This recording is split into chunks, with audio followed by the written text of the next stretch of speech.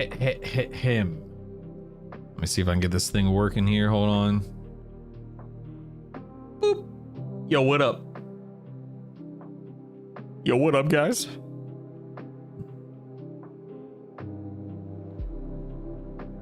Good morning, everyone. No, it's afternoon. Good afternoon, everyone. Hi, welcome. Greetings, one and all. The show obviously is not starting yet, but I wanted to turn on the stream a few minutes early today. Kind of get things rolling.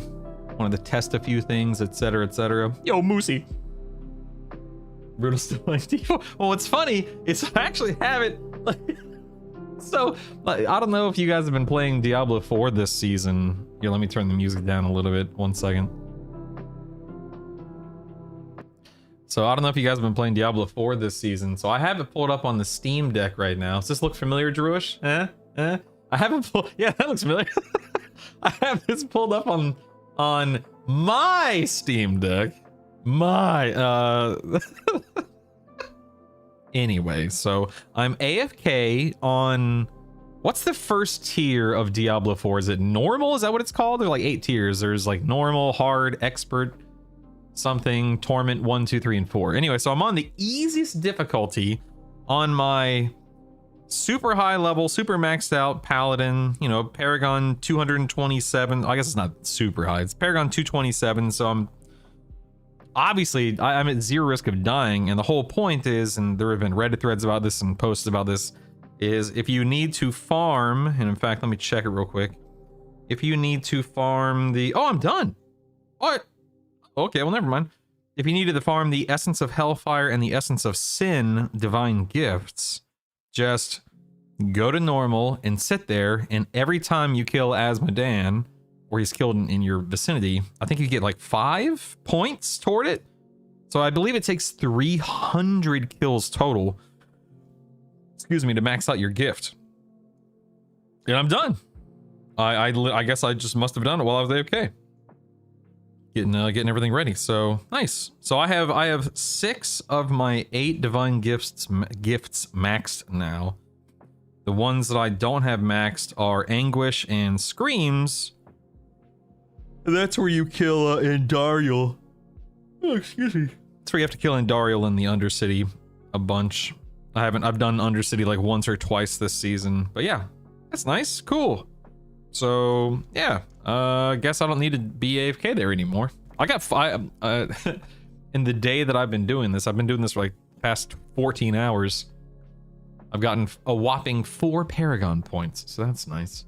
You wanted to start early to fix things before actual start time. Who's this person? Might be real static.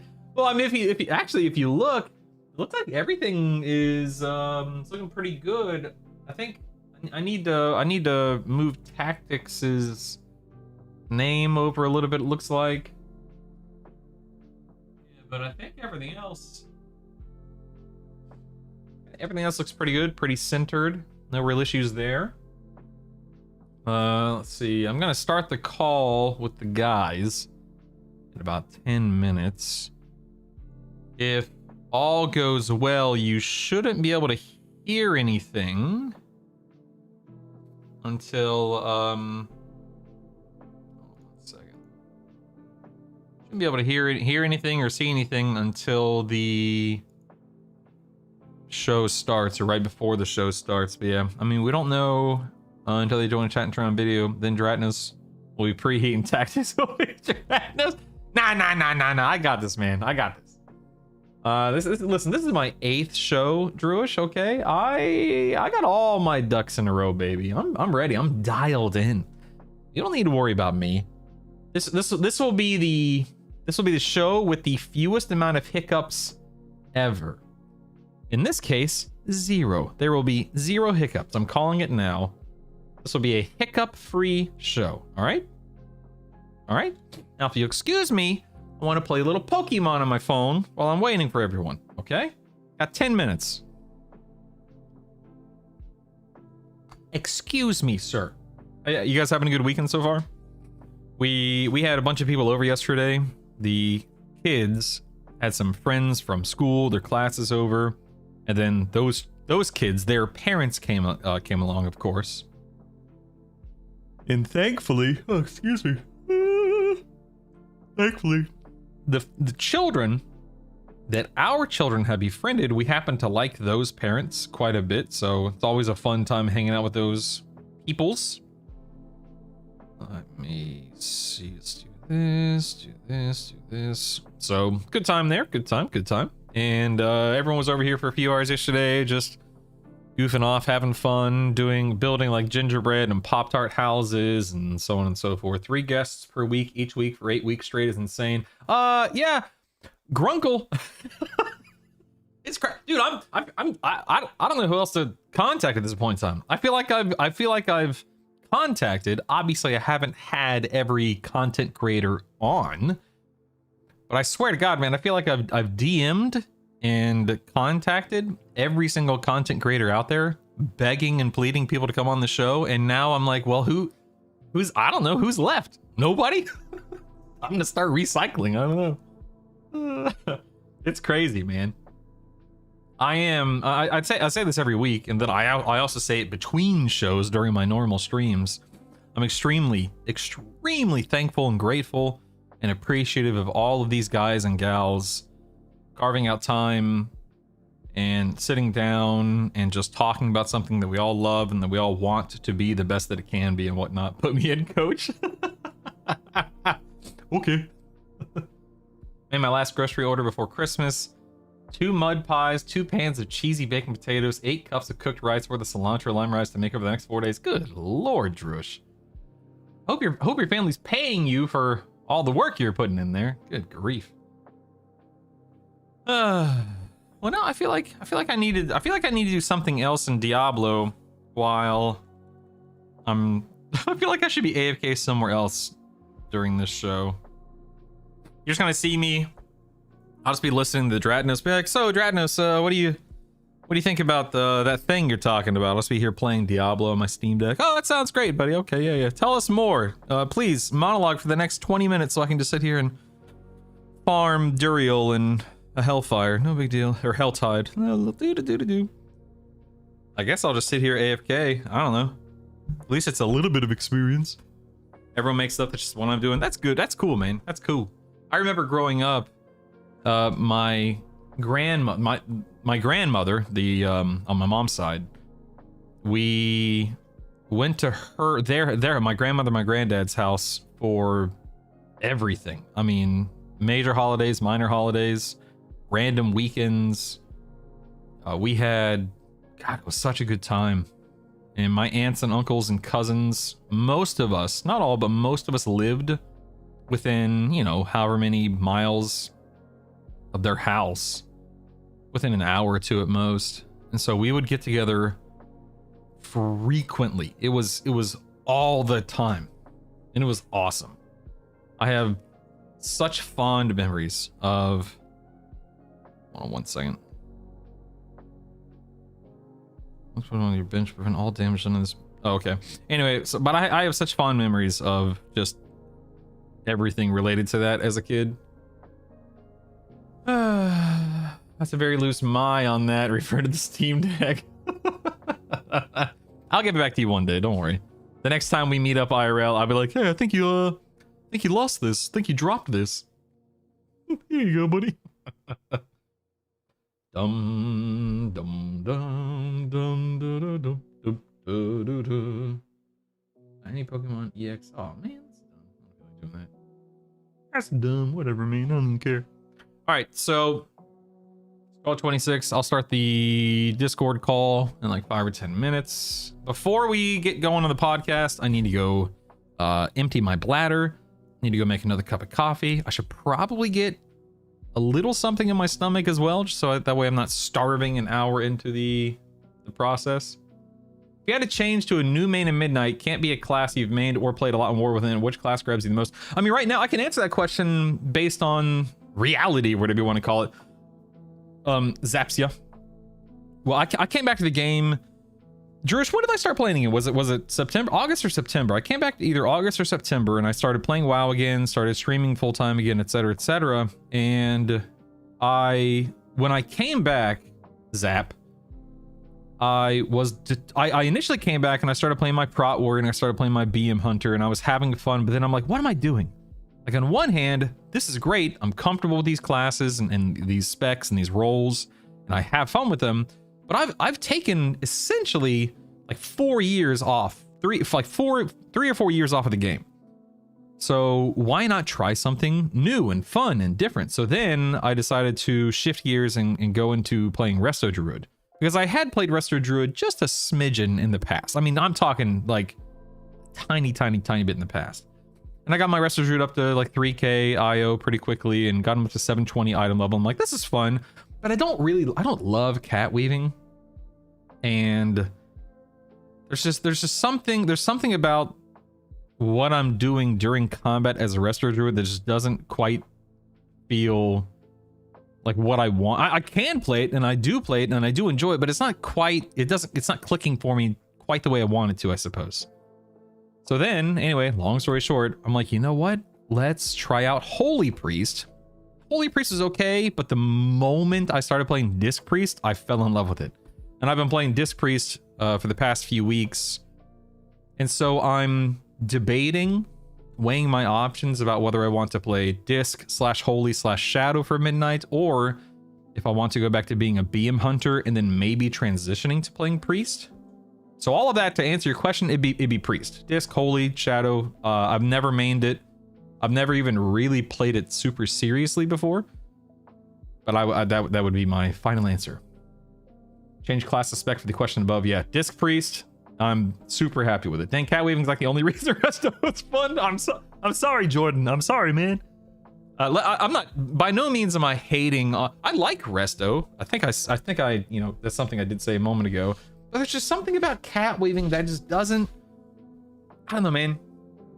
For me, I'd rather sit back there and just spam Wrath and Starfire and Star Surge and Moonfire and whatever else fires and suns and moons that druids have access to. I'd much rather be a cast. If and when I DPS as a healer, which of course as Disc is, you know, 98% of the rotation, I love casting spells. I don't like getting into melee and dealing damage and then shifting out of cat to heal and then shifting back to cat. I just don't like it's clunky to me. And I'm not saying it's bad and that it shouldn't exist or anything like that. It's just, for me, it's just too clunky and it's too cumbersome. I like things that feel a little bit more, like, for instance, Mistweaver. I genuinely enjoy playing Mistweaver. I love getting in there and punching and kicking. Yeah, heals. I'm healing you through my feet. That's fun. That's fun for me because that's how it's designed. And I guess the argument can be made that's how Resto's does. It's designed to be to cat weave. That there's a talent tree for that.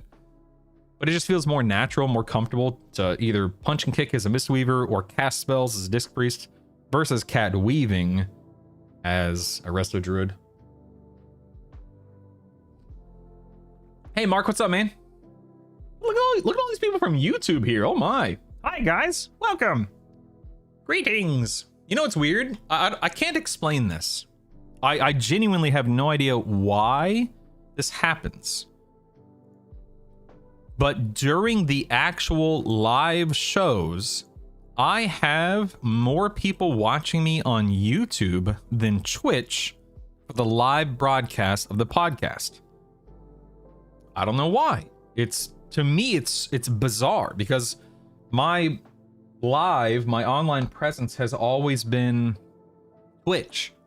So for more people to be watching me on YouTube just for the podcast, it's weird to me. Not a bad thing. It's just I just don't understand why. When in doubt, kick it out. All right, I'm gonna start the Discord call here. You guys won't be able to see or hear anything initially. Let's see who's on this show this week. Let me see. Here we go. Boom, boom, ba-dum, ba-boom. All right, I'm turning on the camera. I'm actually going to turn off my. Well, I guess I don't have to yet. We'll see. We'll see what's going on here. Ba-da-dum, ba-da-dum. Hey, Scassel, what's up, man? Off my feeds. Yeah, maybe. I guess, Mark. Again, zero complaints. I'm certainly not going to complain about it.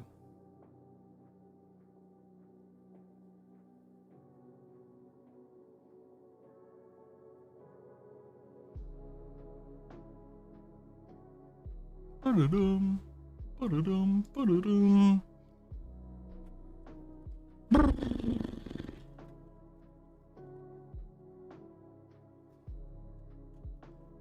All right. I got the call going on Discord. However, no one has joined yet, so there we go. Hey, Tactics, what's up, man? Not much, buddy. Just wiping my nose. No big deal. I'm not sick. I don't know why. I just started. Like a bead of snot started dripping out of my nose. How wonderful, right? I know. It is what it is. Good morning or afternoon. Whatever it is to you. Good afternoon. Hello. Thanks for being here, man. Of course.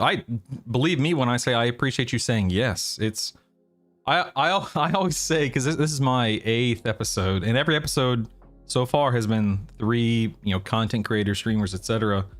And I feel like I'm running out of people to ask.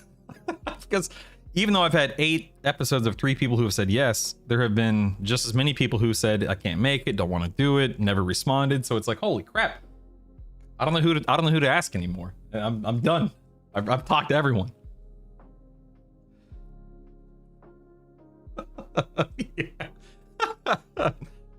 Just so you know, no one can see you or hear you yet, but I am live. So if you hear me talking to some random person like Zap here in YouTube chat, Zap asks, "Are we supposed to hear Tactics yet?" Not yet. Don't worry. I'm keeping them hidden for a few minutes longer. That's true. Tactics says maybe he's not even here, or maybe I'm saying he said that. Who knows? You'll never know. It's anyone's guess. Dude, I love your background, man. See, I need a better background. I don't know. I'm terrible at setting up. I have a tree that's out of focus. I guess it's all out of focus, but your background looks really good.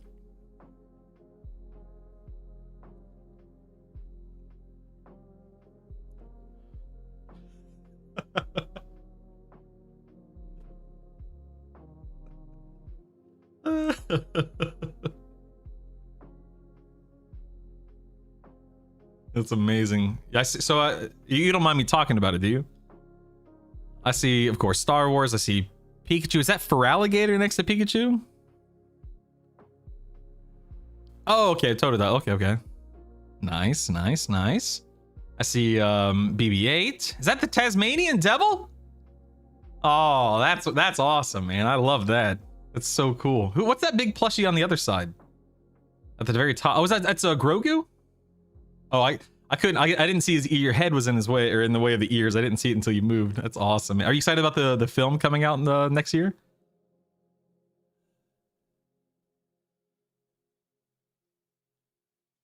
Mm-hmm.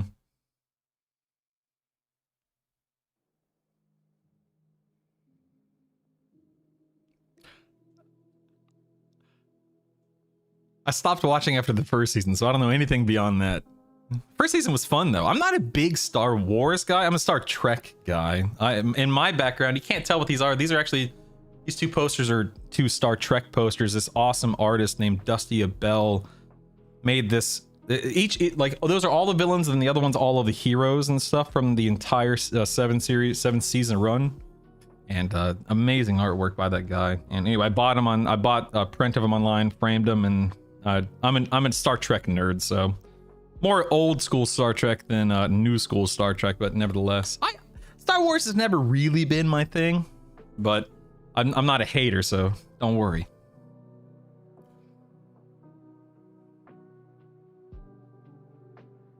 Oh yeah, dude, the games are, I mean, in no particular order. In no particular order, when Star Wars: The Old Republic, the MMO, came out a decade plus ago, I was in when that first came out. I loved that game. And of course, Knights of the Old Republic. Hey, Preheat, what's up, buddy? Can't hear you. Unless you're pretending. Hey, man, there you go. Do your thing. We're in no rush. But yeah, when, of course, Knights of the Old Republic 1 and 2 came out, I was probably a teenager then. I loved those games. But have you played any of the more recent ones? What is it called? Jedi. What's the one with Cal? What are those called? Oh, I played the first of the. I think there were 2. First one of the 2, and it was fun. But the older ones are my jam. I grew up playing those games.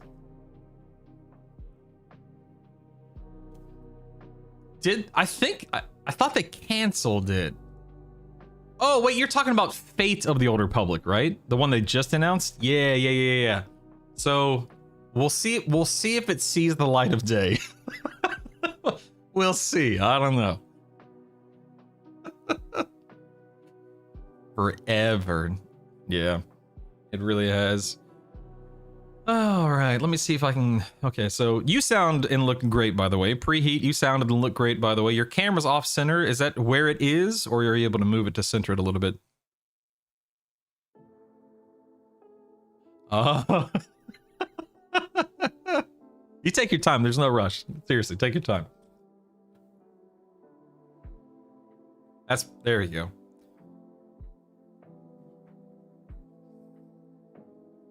Oh, you're good, man. You're good. You're a little quiet, but I can increase your volume on my end, of course.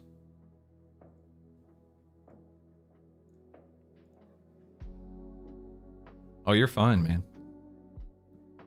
Coming in loud and clear.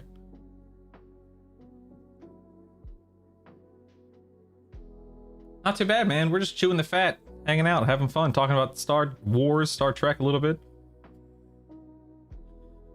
Oh, why? What happened?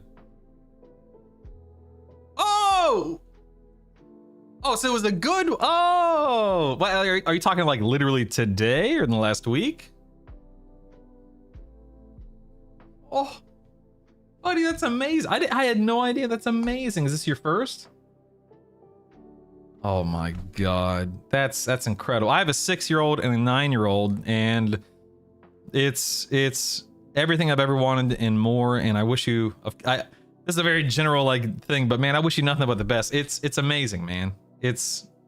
Oh, I'm so happy for it. I get a little emotional talking about this stuff.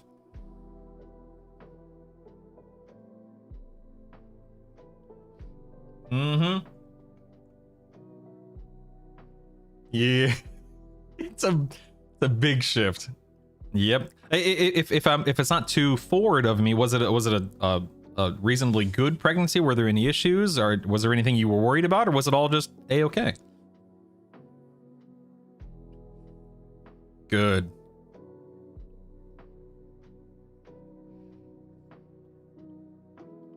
My poor... Oh, I'm so happy for you, man. My poor wife, my son was born in 2016, and leading all the way up to the day that he was going to, because she had to do a C-section. She was not dilating, and he was not coming out. He did not want to see the world. So he's like, so we had to do, we were doing a C-section, and the doctor comes in, and she's like, little worried. He's not getting the oxygen he needs. And we're like, so when are we doing the C-section? She's like, right now. So it was a whirlwind, man. It was crazy. But everything's... What? She had a C-section? Oh boy. Yeah, exactly. Just out of the blue. Hey, Dratnus. Dude, it was wild. Man, I'm so happy for you, dude. That's fantastic. If I'm remembering correctly, the first night we had Isaac home, he slept through the night, and my wife and I both woke up and were like, did you get up with him? No, did you get up with him? It's the weirdest thing, but man, I could talk about kids on my kids and kids in general all day long, so that's so cool, man. Dratnus, thanks for being here, buddy.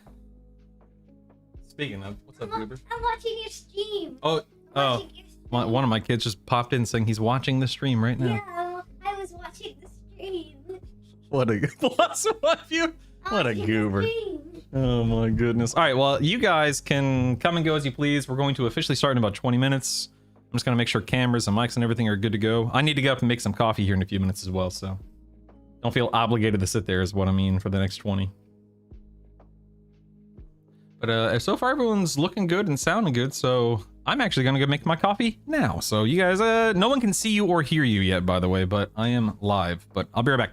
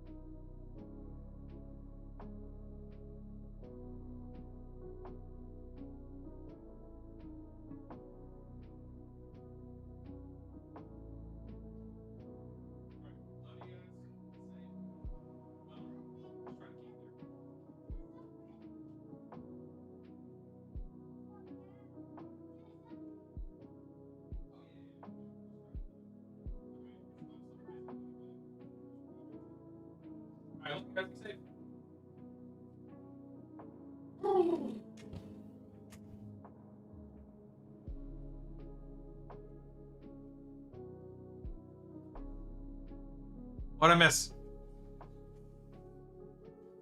Wow. A lot. All right. Fair enough. Fair enough. Oh, too much to list. I see. Typical. Typical. All right. I'm going to get everything lined up just so you guys know. People, try not to pick your noses too much. People are going to be seeing you here in just a moment. Stand by. Let's see. That. I really do appreciate you guys taking time today, being here and whatnot. I've used your leveling guides in the past, so this is, I feel like I owed you. I think the last one I made was for Shadowlands, because I stopped playing after Shadowlands for a few years. Yeah, I remember it was like a big spreadsheet. It was a while back. It might have actually been Shadowlands. Yeah, I did one for Mop, WAD, the spreadsheet, Mop, WAD, Legion, of course. It's funny, Legion, I literally put the finishing touches on the Legion guide the day after my son. I was in the hospital on my laptop watching my son watching my wife hold my son. So yeah, I used to, I mean, it was so much fun, and this time around I've decided more. It's a lot of work though, man. It is. Those guides, yeah.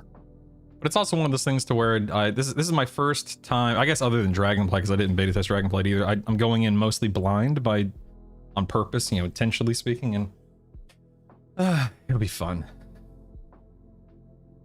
All right. Boop. Boop. I'm just gonna reframe some things, and then we'll be good to go. If you guys need to AFK for a minute to use the restroom, grab a drink, whatever, feel free to. We don't officially start for another 10 minutes.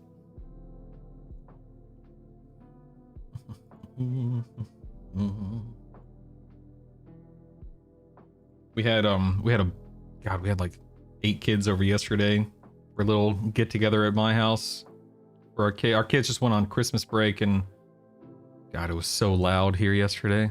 Holy moly.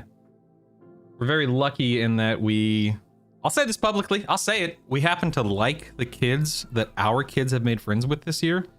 And this is such a crapshoot. And the parents of those kids. That's not always the case. Oh, I see. But yeah, I gotta have both. We're so thankful that everyone is actually enjoyable and fun and polite and whatnot. And that has not always been the case. Not gonna name any names, but no, that hasn't always been the case. But we're very, very thankful this time around. That's something I'm not looking forward to, is screening both the kids and the parents. You just never know, man. It really is a roll of the dice.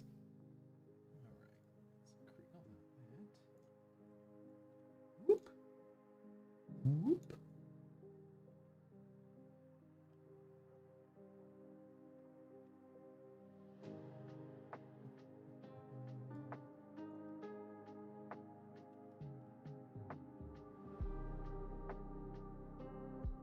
Excellent. All right, you're good. You guys do any? I guess I shouldn't ask this before. I'm gonna ask anyway. Did you guys do any of the raid testing yesterday? No. What? I think I was the only Dreadness one. and I did not. Yeah, not this time. Unbelievable. I wasn't for obvious reasons, but yeah. Yeah, normally I do all the testings. Oh, cool. Yeah, I haven't done any myself. I just started looking for a guild again, and I haven't, made zero headway on it so far. So on one hand, I feel like I should be. Horribly. Do you just go to Discords, or like what do you do? Warcraft logs? Yeah, for again, I can only speak for what I've been doing the past couple of days. The last time I had to look for a guild was for Castle Nathria. So the way I did it back then was just go to WoW Progress and find a guild that rated at the right time. But nowadays, apparently WoW Progress isn't updated that often or something like that. That's what my Twitch chat's been saying. So I did Discord, like you mentioned, a little bit of WoW Progress, Raider.io, Warcraft logs, a whole bunch of random stuff. But I live in the central time zone now, so for me, I used to be able to raid at like 9 p.m. Eastern But now 9 p.m. Eastern is 8 p.m. my time, and that's right smack dab in the middle of bedtime. And I don't want to interrupt bedtime with the kids for obvious reasons. So there are very few guilds out there that I found at the level I want to raid at, but at the time I want to raid at as well. So I don't know. We'll see how it goes. All right, Dragnos, could you do a little mic check, please? Yeah. Hello. Sound check. I hear you. 1, 2, 3, 4. I'll turn you up a little bit on my end. I like how we got the soft blue hue from Tactics. We got the red/pink from Preheat, and we got Dratnos and we're just beiging it up over here, man. We're living our best beige life. I love it. Okay, everyone's in the right spot. Okay, good. I thought maybe someone was in the wrong spot on my end, but everyone looks good. All right, Dratnos, say again one more time, please. Hello. Sound check. 1, 2, 3. Beautiful. Love it. 1, 2, 3, 4. Preheat, your turn, sir. Check. 1, 2, 3. Testing. 1, 2, 3. Excellent. Test. 1, 2, 3. You're great. Tactics, take it away. Hello. Testing. 1, 2, 3. 1, 2, 3. How's it going? You guys are all awesome. Well, again, are you guys good to go? Does anyone need to use the restroom or get a drink or anything? Good to go. I'm All good. right. Good to go.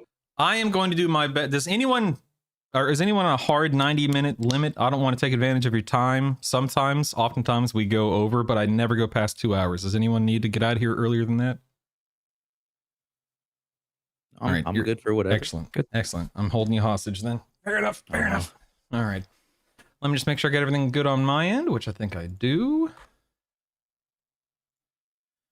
Excellent. Dratnos, do you need or want access to the notes real quick? Do you care? Nah, I'm not going to look at those. I love it. Dude, I love it. Roll with it, man. Good. All right, scrolling down. Cool. All right, I'm just going to get this ball rolling then. Again, I say this every week, so forgive me. I'm one of those people that I overthank people. I'm going to say thank you like 15 times during this episode. Thanks so much for being here. But please believe me when I say I do mean it, so thank you for being here. All right, let's rock and roll. Him. Oh, wait. I guess it would be smart if I start recording. Ooh, that was a close one. Holy Yes. moly. Important step. Dratnos, I'm surprised you're not recording a podcast right now Yeah. at the same time I'm doing this podcast. It's amazing. Never did I ever think.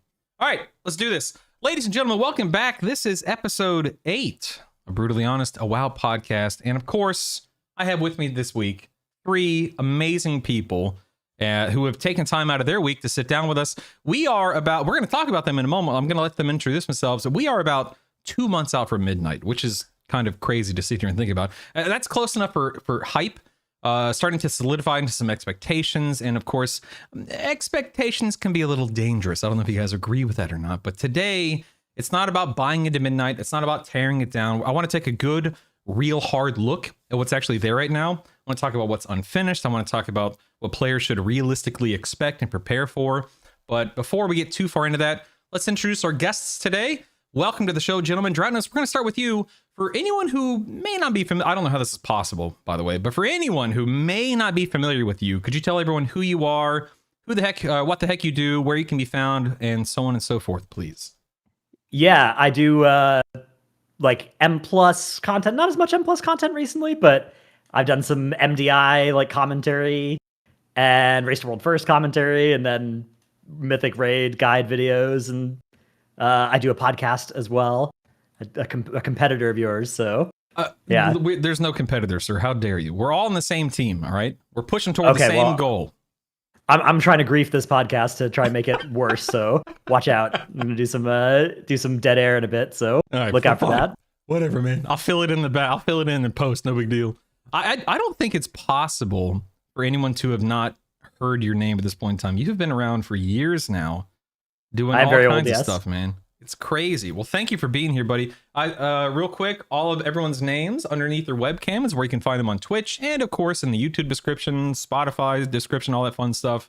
You can find links to their YouTubes and Twitters and so on and so forth. Preheat, man, thanks for being here, buddy. I don't know if you want to talk about it, but I'm actually surprised you. I had no idea. You want to mention the good news real quick? Oh yeah, I haven't said anything publicly, but you don't have to. You don't have to. You don't have to. You don't have to. I'm not putting you on the spot. No, it's fine. I already told my Okay. guild. They know. So we were raiding just this last Tuesday, and I told everyone, "Hey guys, I got to leave at 8:30. I got a thing going on." And happy to say that I am now a father. Yeah, my daughter is downstairs, 2 years old. So we just got discharged Wait, 2 last years night. old? You just said 2 years old. Or 2 days old. Yeah. I wish. my goodness. Let's just fast forward. Maybe I'll feel differently in the future, but yeah, no, happy to be here. I used to do world first raiding. Now I do mostly guide writing, raid content, little Mythic Plus content. And just like you, Dratnos also haunts my feed. I can't escape him on YouTube. Man, I don't know many people who would take time to do something like this. Thank you so much, man. I feel extremely grateful for you guys being here, but especially you and with what's going on in your real life. That's so cool. I'm so happy for you. So thank you very much, Tactics. What's up, man? Thanks for being here. Who the heck are you? You know, I have to top that. What's going on? Sorry. But yeah, I'm Tactics. I do a lot of YouTube content. That's where most of my stuff happens. A lot of tank stuff, Mythic Plus, raiding. I've done some Race to World first casting and guide writing as well. So mostly PvE stuff at the end game. Yeah, I've never been a big PvPer. This has definitely been a strictly PvE experience for me on the podcast so far. Maybe one day I'll invite a PvP team on, but thank you for being here, man. Your guy, I'll admit, I've been watching your tank videos these past few weeks, even before I reached out to you, because God, man, Prot Warrior's still my jam. I started playing this game as a Prot Warrior. I still play it quite a bit, and very much looking forward to sinking my teeth into it come midnight. Dratnos, I want to do a little icebreaker if you're in the mood, all right? So let me set the stage for you, no pun intended. When Metzen stood on that BlizzCon stage a few years back, and he said the next 3 expansions would be unlike anything that had come before it, and then he unveiled the World Soul Saga, what was your first initial reaction there? Was it excitement? Was it skepticism or something else?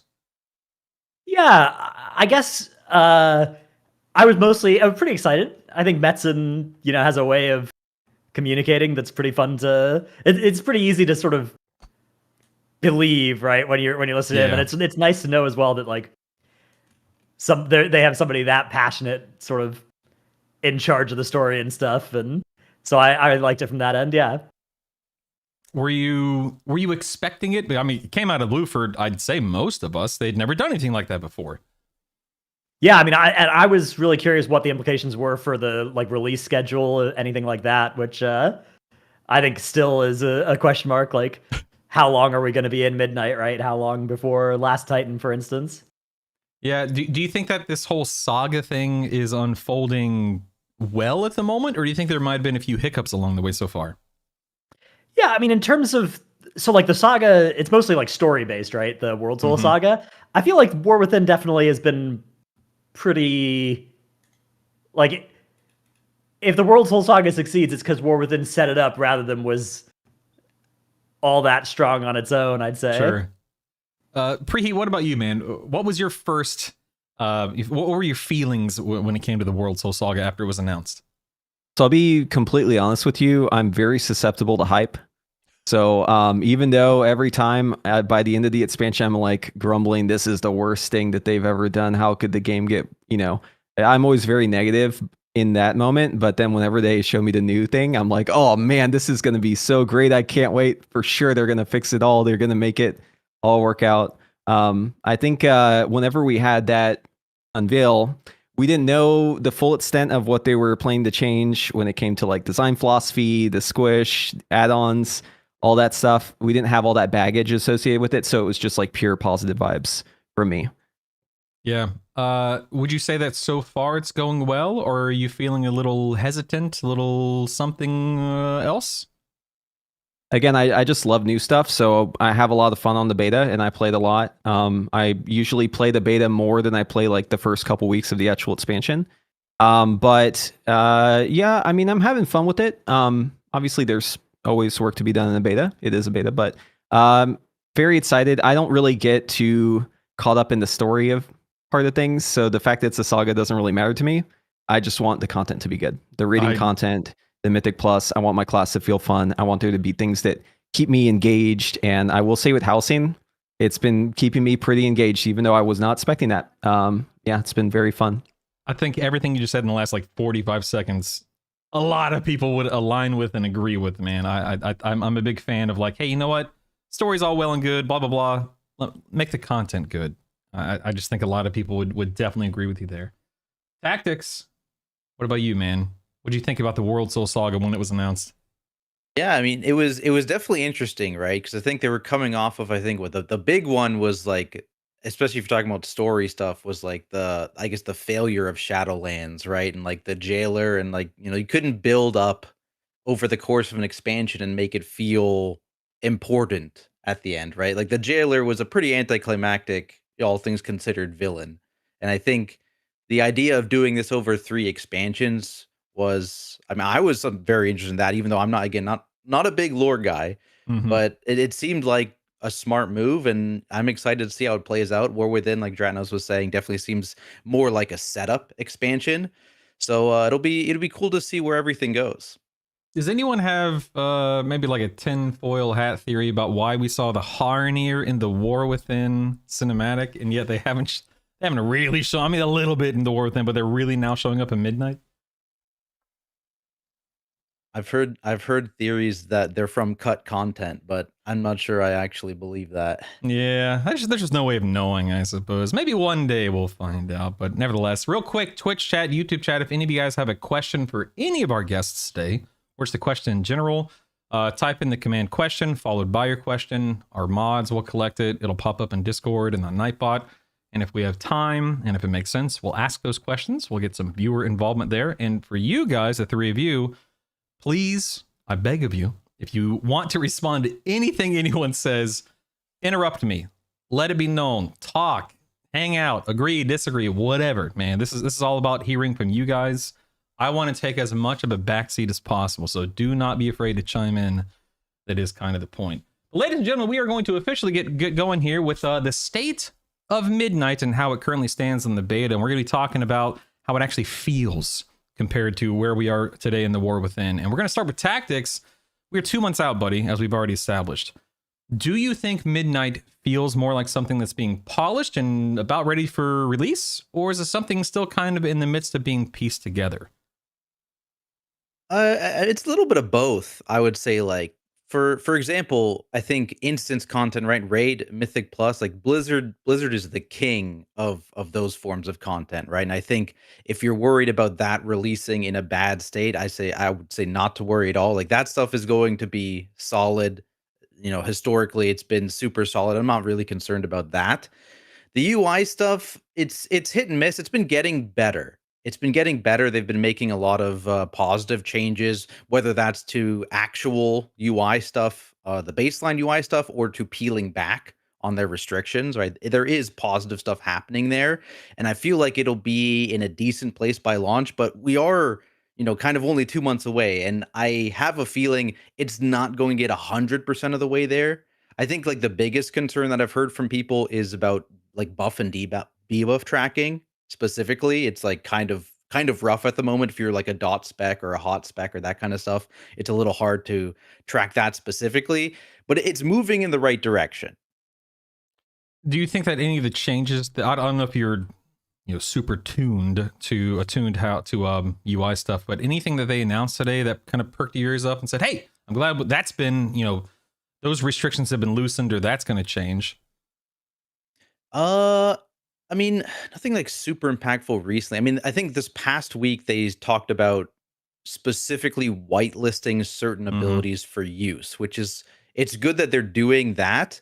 The question is, are they going to get all the abilities that need that? Because Blizzard has to specifically turn it on, right? So if there's an ability you want to be able to track like that, and Blizzard decides, no, we're not going to let you do that, then you're out of luck, right? I think it was one of the Devourer things and then one of the Enhancement Shaman things that they recently did. So it's good that they're willing to do that, but I'm not sure they're going to be able to do that for everything that needs it. I think it's pretty bad, actually. Like I'm looking at, so it's Soul Fragments and Maelstrom Weapon are the two that were whitelisted recently. But so their theory is like, okay, we want you to not need to download weak auras or add-ons, right, to have your character be optimal.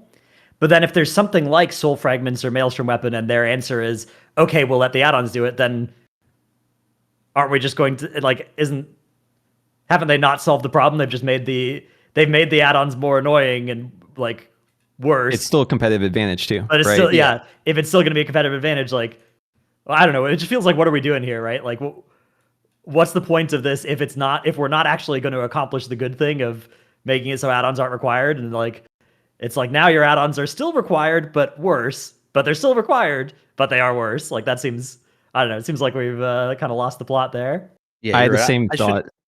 Sorry, I was reading the notes and sorry to cut you off. But I had the same thought where I've read what they were changing in these notes. And I'm like, what's the point of this change then if we're not going to just make the in-game tools adapt and show this information clearly to users?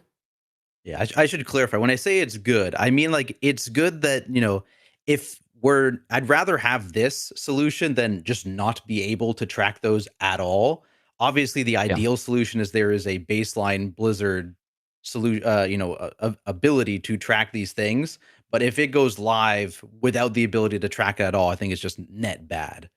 Oh, and I agree with that too. But I would just say take it a step further and just, let it be the way it was before. Either that or, fix everything in 2 months. But that's a big ask. Yeah. I mean, at this point, whatever's in the build right now is pretty likely for most classes to be what makes it, right? Like we're close enough to at least a pre-patch that's getting pretty close to locked. But yeah, it strikes me as like, I don't know, so there's the two different things, right? Like there's the encounter weak auras, and I think pretty much everybody is very happy with trying at least a tier probably forever with that gone, right? Like that, at least to the extent that they can, getting rid of those is going to be great, right? Like that seems really good. The stuff of like tracking your characters' resources and things like that one is one where they either need to successfully replicate it with the like base UI, right? Like for everything, like Maelstrom Weapon and Soul Fragments, or they need to back off and let the add-ons come back for those, because doing it on like a piece-by-piece basis where some of the add-ons come back one at a time it's going to be much worse, right? We're going to move to a world where you still need to download add-ons, but Weak Auras is gone, and now you're downloading like 30 different micro add-ons instead of a few different Weak Auras and big add-ons. So I think that like a lot of people have been looking at Midnight already and are like, hang on, I already need more add-ons than I previously did. And I think that's there's some danger of that happening. Yeah, what's strange to me is that, we have the cooldown manager, and obviously it's been iterated on. It's not perfect, but it's gotten a bit better in some ways. Still can't really track things with multiple charges for some reason, which... Yeah, it's gotten a lot better, but like it has still a long way to go, right? All they need to do is allow you to put in your spell ID and manually add it in there, and you can have the buff tracking or debuff tracking that you want. They just won't let you do that for some reason. They have to approve of everything, and of course, they always approve the wrong things, and then you're missing the things that you need. And so you end up in the situation where you need the weak aura, right? And I think that this is kind of them just throwing in the towel and being like, all right, fine, you guys just can take care of this, right? They're damned if they do and damned if they don't. Like if they're making a decision on a case-by-case basis of whether to let an add-on track something, the more important it is, and the more people feel like the game sucks without being able to track it, the worse it is if they let an add-on do it from their philosophy of making it so add-ons aren't required, because then the add-on is super required, right? So like, I feel like anytime they're whitelisting an important spell, it's like, that's really bad. Like that needs to be not how this happens, right? They need to instead be like, okay, no, that's going to be base UI, right? Right. Yeah, I think the whole damned if you do, damned if you don't, that's a good point, because they've kind of painted themselves into this corner to where, I mean, like you guys have all just said, they need to do certain things to make sure that everything's functional and understood and visible and whatnot. But not everything is functional, understood, and visible at the moment, and there's only so much time left. And the people who keep saying, oh, it's only beta, don't worry, I don't think they really understand. Like you said a moment ago, Dratnos, what we have right now is basically what we're almost guaranteed to get during pre-launch and so on and so forth. So, I don't know. It's wild. Dratnos, what do you think is surprisingly solid already in beta? Maybe UI aside. Yeah, I think most of the specs are in a pretty good place. A lot of them have been toned down quite a bit, and there are a few that are still missing. I would say it's more likely that things are going to feel like undercooked than overcooked with the specs. Whereas in modern WoW, like before this and in War Within, there maybe were quite a few more specs that you'd be like, okay, this is a little overcooked. But I think that for the most part, they're in a pretty good spot now. They've fixed a lot. Like Fire Mage, for instance, was one that was really unfortunate. What initially was happening to it, and they largely fixed that. I think Resto Shaman is still probably missing like a little bit of juice, but it's a lot better than the first build as well on that. So yeah, I think the classes are looking like they're going to be in a good opening point especially for a world without add-ons, without being able to track as much. Yeah. Although, again, that comes back to that issue. Yeah, we'll see. Preheat, would you agree with that take? How's Fire Mage looking right now? Yeah, so Fire Mage was a kind of like the perfect example of them just like coming out the gate with just an absolute stinker, right? They dropped it and we're like, what is this, dude? There's no way y'all are serious. But I agree. Over time, they've done a lot to improve it.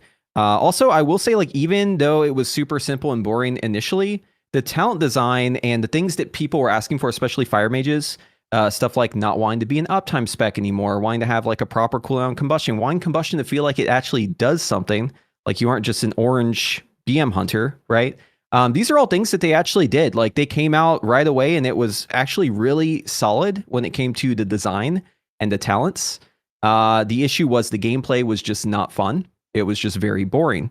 And it felt like it was kind of baby's first spec, right? But now that they've added in a little bit more of that seasoning in there and they're spicing it up a bit, it's actually feeling quite good. And I will say, like, I was having fun playing Fire and on my beta testing since that last pass. They've really kind of brought it back in. Arcane, on the other hand, that's a whole different story.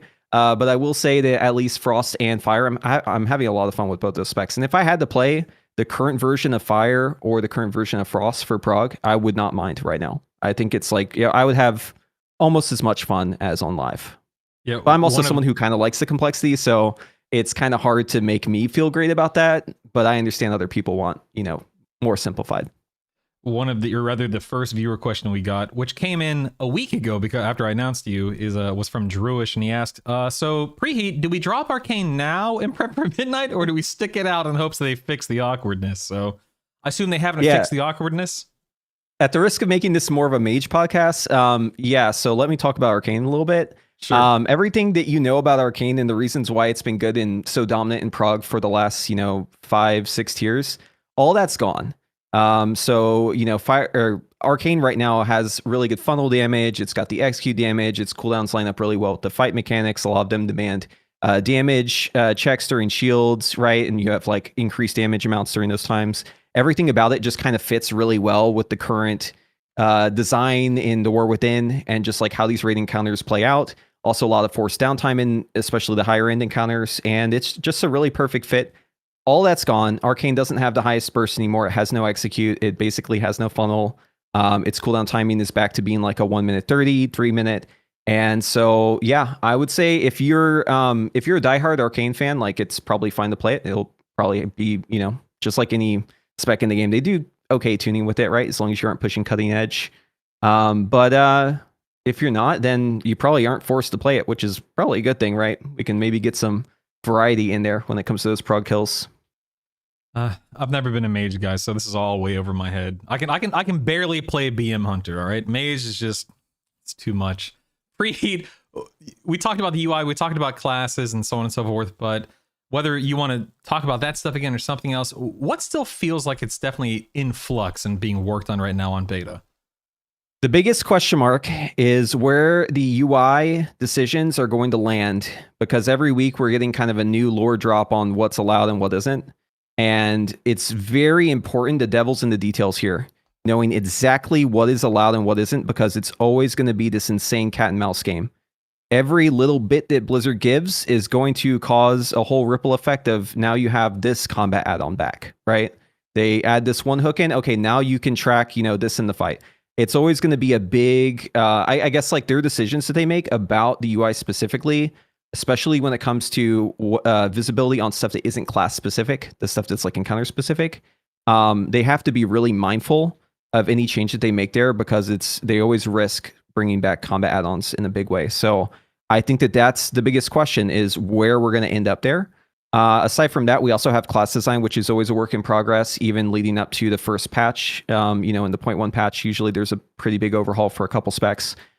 So I think a lot of specs are going to see a lot of change there. It'll probably just be whoever complains the most or whoever gets the most love. It'll probably be Mage because Mage just always gets a lot of love for some reason. It's those plus the worst performing Mage spec. That's always that always gets reworked as well. Yeah, and the Shadow rework, we got to get another Shadow Priest rework in there, of course. Yeah, that's always we got two of those slated for midnight. You're right, of course.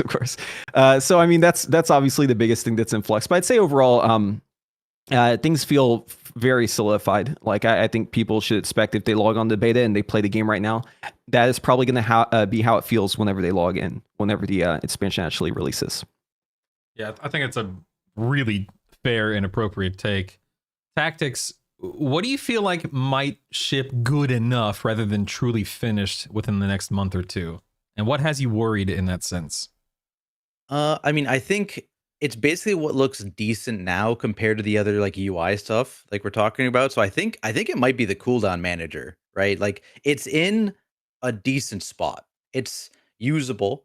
In fact, I'm using it over some of the add-ons that kind of edit it right now, but the functionality isn't like quite there. There's still like some key things. Like for example, it definitely should have been designed similar to action bars, in my opinion, where you can kind of add as many bars as you want. Right now, you're set until what I think like 4 categories that Blizzard gives you, and that's it, right? You can't separate those bars further in any way, and it's very restrictive. I personally would like at least like 2 more bars. I know people are like, yeah, I want like 4 more bars. So that's one thing which I doubt is going to be available for launch. The other thing is it has like a lack of dynamic like buff centering and stuff like that. Basically, the buffs, how they work is you put them in static spots and they stay there. When that buff pops up, it pops up in that specific spot of your screen. So it doesn't like center dynamically. So it's a bit odd. And that's something I would like to see as well. But it's fairly in a fairly decent state. So I'm not sure how many resources are actually going to be dedicated to pushing it all the way there, right? Yeah. Let me follow up that question with another question, believe it or not. You say you'd like for it to kind of feel and perform like an action bar. What if, hear me out, what if it feels and acts and behaves and performs like weak auras? What if we just have the cooldown manager be weak auras in that sense, where we can just add and adjust and do that? What do you think? I mean, is that too far? It's kind of there. I mean, like, right, you edit it in, or you use edit mode to kind of reposition them or whatever. It's too static in what it's providing you currently. There's no way to customize it in like the number of bars, right? The number of bars, the positioning of things within said bars, which weak auras gives you, and this doesn't. It's very close. Like I said, with those changes, it's essentially weak auras for the UI portion, right? It's just not quite there. Yeah, I'm gonna show my age here, but anyone remember an add-on called Tell Me When? Oh yeah, it's before weak auras. I feel like that was the perfect solution to what the cooldown manager should be. You drag and drop it from your spellbook, whatever it is that you're looking to track, and then you can, manipulate how it displays that information. Doesn't have to be too crazy. You can't make like a car UI where you have a steering wheel and everything like that, right? So we've dodged that bullet. But just being able to choose what I want to track from my spellbook, I feel like that is appropriate. If it's in my spellbook, I should be able to track that, right? But for some reason, a lot of the spells that are in there just don't translate over, which doesn't really make sense. Dratnos, does Midnight feel confident in what it wants to be, or do you think that Blizzard's being a bit cautious about not upsetting the balance in some specific way? I mean, I think the add-on change definitely is. That's not something you do if you didn't want to shake the boat, right? They're doing a big swing with that at least. I think the rest of it, I don't know. I mean, the story is moving in a interesting direction, although obviously that we just know the start of the expansion story, not the end. Are there other major core features coming? Not really, right? Like other than that, it's kind of a, I guess housing is the big one, but that's kind of already system, in. All right, let's show some respect to the Prey system. Yeah, please. Prey does. I'm a little bit curious about that one because it seems like the version on beta right now is not super fun, but I have to be careful because it felt like delves were that way for a lot of super high end players on the War Within beta, and it turns out that that version was just really fun for a lot of the people that it's aimed at. So maybe Prey will be similar, but I've seen some complaints from people who like delves that the current Prey system is undercooked. So we'll see. I don't know. I'm curious how that one lands, but I admit I haven't tested it basically at all. Yeah. How much praying have you done? Yeah, 0. 0 praying? I've just read posts about it, so I gotta be pray every careful not to day, tear all right? those too much. Oh, I see. Yeah. No, but I do agree. It feels like a world quest. Prey is just like one extra world quest that you do across the whole zone right now. And I mean, that's fine. Yeah, I mean, I liked World Quest. I kind of missed them actually. I kind of missed the doing Legion Remix and that feeling when you get your emissaries and you like overlap a Warden's emissary with a zone emissary and you're like doing a world quest that's satisfying both. And it's also like a fly and kill one guy quest. You're like, yeah, this is Of those. this is scratching some good dopamine that modern WoW kind of doesn't. So, but the thing about that is that like it gives relevant rewards. It did in Legion and it does in Remix as well. And I don't know if Prey will. Yeah, I haven't done anything related to the Prey system. I don't know if I will. Delves are fine. Mythic Plus is great. Rating's great. All that fun stuff. But not sure in the Prey system. But whatever. It's fine. It's fine. Preheat. If a player logs in on launch day and they expect a fully dialed in experience, where are they most likely to be pleasantly surprised, and where might they be a bit disappointed? I think it's kind of the same as most expansions. You log in, the leveling experience is always a bit rocky just due to the sheer amount of players, but it is solid, right? When it comes to MMOs in general, it's a solid leveling experience. And dungeons, always solid when it comes to the content until you get to the super high end, obviously the like top 1% kind of things. The tuning gets a little weird in some places and we'll have complaints there, but they'll adjust those, I'm sure. And then the rating content is always pretty solid too. So I think like those are the big three. I think where you'll find that things are a bit lacking, it's probably going to be the shock of moving from how the game is now to how the game is without add-ons. If you haven't logged into the beta and you haven't experienced it and you are used to your tools and you've loved them for years and years, you're probably going to be pretty surprised to see how things are different. You can find other tools that pretty much do most of the things that you are used to right now. But it's going to be a different name and you're going to have to go track it down and figure it out, right? So it's definitely going to be a bit awkward for the first couple hours there.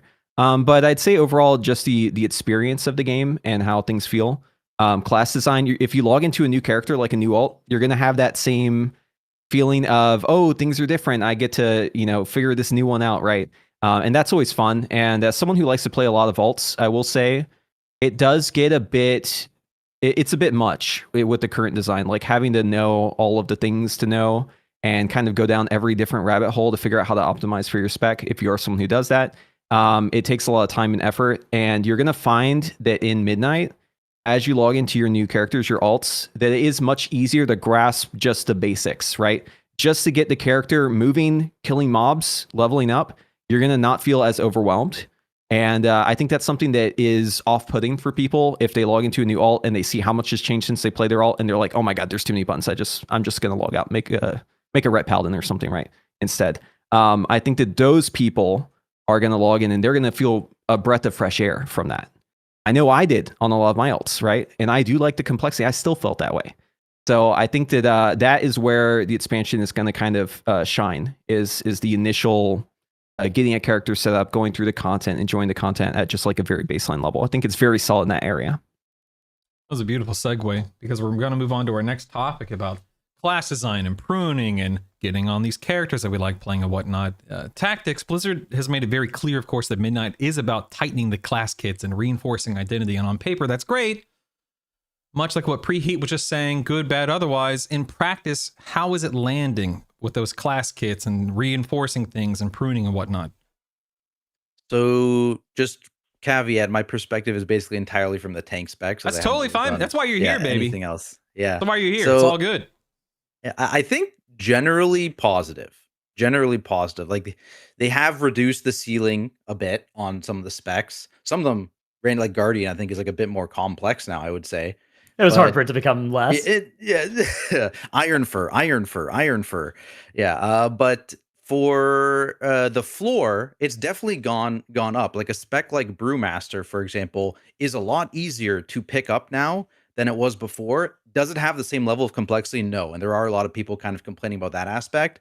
But I think it's not like it's like baby's first tank, right? Like there's still complexity there. There's still room for mastery.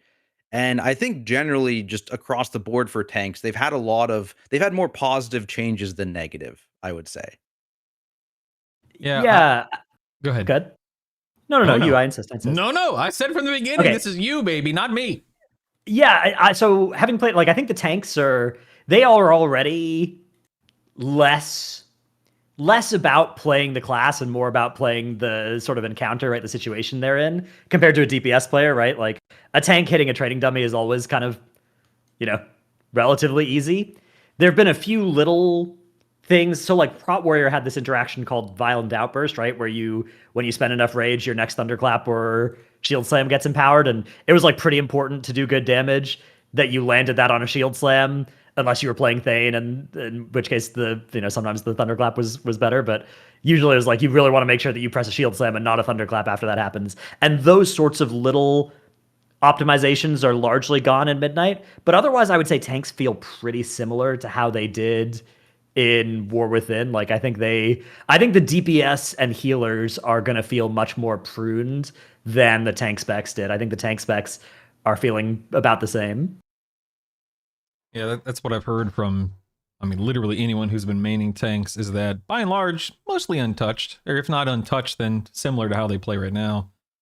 Dratnos, does this pruning that we're talking about, does it feel intentional, whether for tanks, healers, DPS, whatever, or does it feel a bit reactive to what players have been saying or doing for the last expansion or two?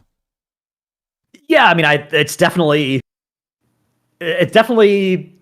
done deliberately, right? Like it's partly something that accompanies the add-on change and is sort of a necessary part of a game with less, add-on interaction. And I think also it is just a response to one of the more popular complaints about WoW, right? Like I feel like this expansion, the add-on thing led from this as well, where Blizzard basically looked at it and they were like, okay, what are the things that turn people off from playing WoW, right? What are things in the first 10 hours of gameplay that you run into and then you're like, oh, this is kind of stupid? Or maybe not the first 10 hours even, but like when you look at the game on a Twitch stream even, or your friend is trying to get you to play. And like, I think that the complexity of the specs, the button bloat of things like Brewmaster is a good example of one that, was super bloated. I think those are definitely things that they were targeting with this whole thing. Yeah, I had a series where I leveled with my sister. This is back in, this is like 10 years ago. And even then, she got so confused with like, okay, wait, I have like 15 abilities. What do I use? And it just, someone getting in from the ground up it's tough for him. This game's pretty old at this point in time, and it's changed a lot over the years. I'm a big fan of simplifying things in that sense. And speaking of that, Preheat, are classes becoming simpler or just clearer? And if simpler is the answer, is that a bad thing? You're muted. Hate to see it. Call it. That's it. We're out of here, people. There we go. Messed We're it back. up. We're starting from the beginning, all right? Yeah. Kidding, All right. buddy. From the Take top. Yeah. So it is a case by case basis, right? Most specs are definitely simpler. I'd say across the board, every spec is simpler, but there are little things that you'll notice that, are a bit weird, where it's like Dratnos said, one ability modifies two other abilities. Whenever you press it, you really want to press one of them. You don't want to press the other one. They've, for the most part, removed most of the cases where this is happening. And I think that they'll continue to improve that over time. Little things, right? Like here's a cooldown where if you press it at the wrong time, your damage is completely down the bin. Of course, there's going to be some skill expression still. Right? You need to know when to press your button. But I think they've done a pretty good job. And I'd say that, it is definitely moving in the right direction for the game as a whole. If they want to add complexity back in, they have to take away something, right? Because we were at critical mass in the War Within. You can't really add more complexity on top of that, or else you're going to have to start giving out PhDs for every spec. So it is solid. Yeah. I'd say overall, things are simpler. They are clearer. It's a good thing. Some of that maybe needs to be moved towards the more complex direction for certain specs. But we'll see that happen over time, and I think they already are showing that they're aware of the specs that are like very, or I guess the outliers, you could say, right? The specs that have too much simplicity. Yeah. So I'd like to introduce you to Pack Leader BM Hunter. Okay, I'm not sure if PhD is quite necessary for that spec, but that's why I like it. I like the simplicity. But yeah, you know, BM is a great example because right now, if you talk about Dark Ranger, the way it plays is so unintuitive because you don't want to be pressing a button every GCD.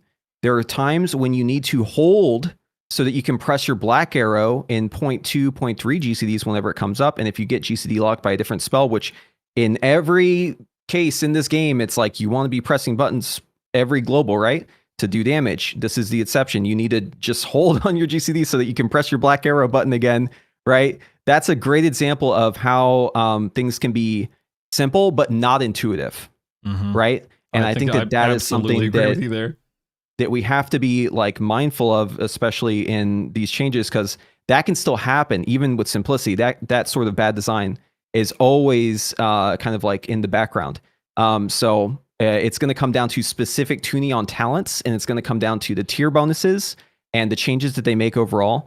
But there are less examples of these in Midnight. That is true. Yeah, I think that's the big thing is like Blizzard are clearly being really cognizant when you look at the design of when there are like weird gameplay patterns that you'll read the guide for your spec and be like, oh man, I'm supposed to do this, right? Like I'm supposed to hold this for this, and like that doesn't seem right, but it is. And those are, I think, what's really under fire, and it's kind of invisible, but those are definitely the main targets of a lot of this.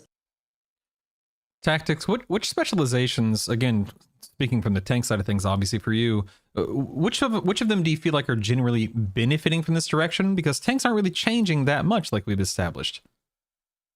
I mean, I can cheat and talk about Guardian because that one, like I said, is not getting simpler. That one's actually getting a little bit more complex. Before, particularly in Mythic Plus, right? You're in the situation where right now you just spam Iron Fur. Like you don't even spec into Raise, which is your only AoE spender. So you just press Iron Fur, and they're getting rid of that gameplay, and they're pushing you towards playing Raise. Raise is in a much easier spot. You don't do damage when you Iron Fur anymore. And so I think that's healthier for the spec and also just more fun. It is a bit more complexity, but it's, it's more fun in my opinion. I've always preferred the Raise based builds versus the Iron Fur builds. In terms of a spec that's actually been pruned back a little bit, and I think is an improvement.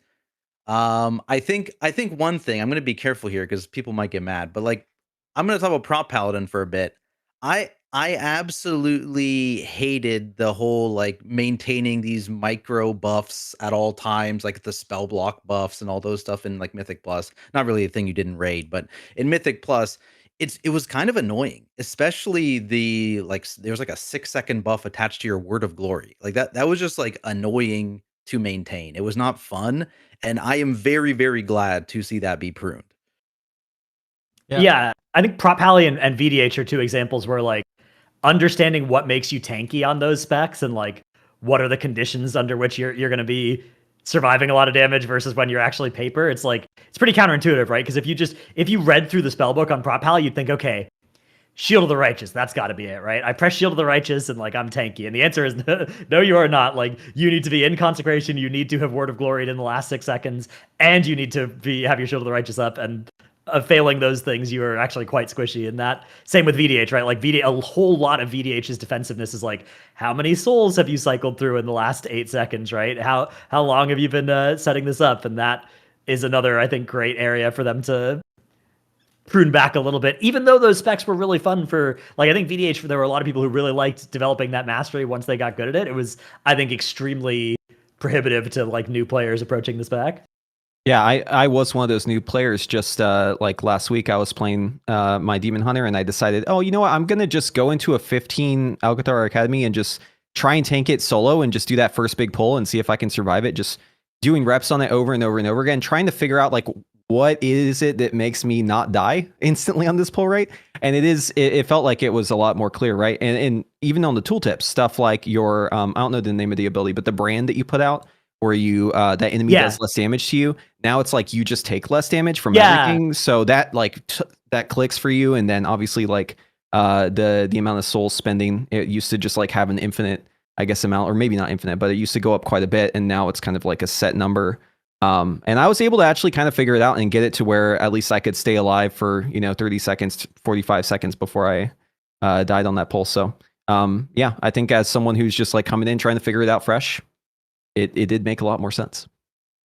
I mean, I think that's kind of the point too. You guys are bringing up a lot of good examples and whatnot, to where not to speak for Blizzard, but I'm sure this is exactly the point they're trying to make, is they want people to be able to jump in and understand things a bit more intuitively, and just be able to meet and accomplish their goals. And so I think if that is the case, great. Personally speaking, selfishly, I don't want to lose things like weak auras, but I'm all in favor of the game being more fun and understandable and digestible and whatnot. Dratnos, which of these specializations, or which specializations that you've experimented with, has anything been lost in translations, or something important that's been lost in regards to how they play and whatnot? I would say of the tank specs, I don't know. They all feel, I think, like their soul has been preserved. I think, like, looking at, say, Resto Shaman, that one was definitely an offender on that category, and I think maybe still is, even after the getting a little bit better. But I think that one's still a lot of the healers definitely lost, I would say, more complexity than the DPS, than the tanks, and I think that is.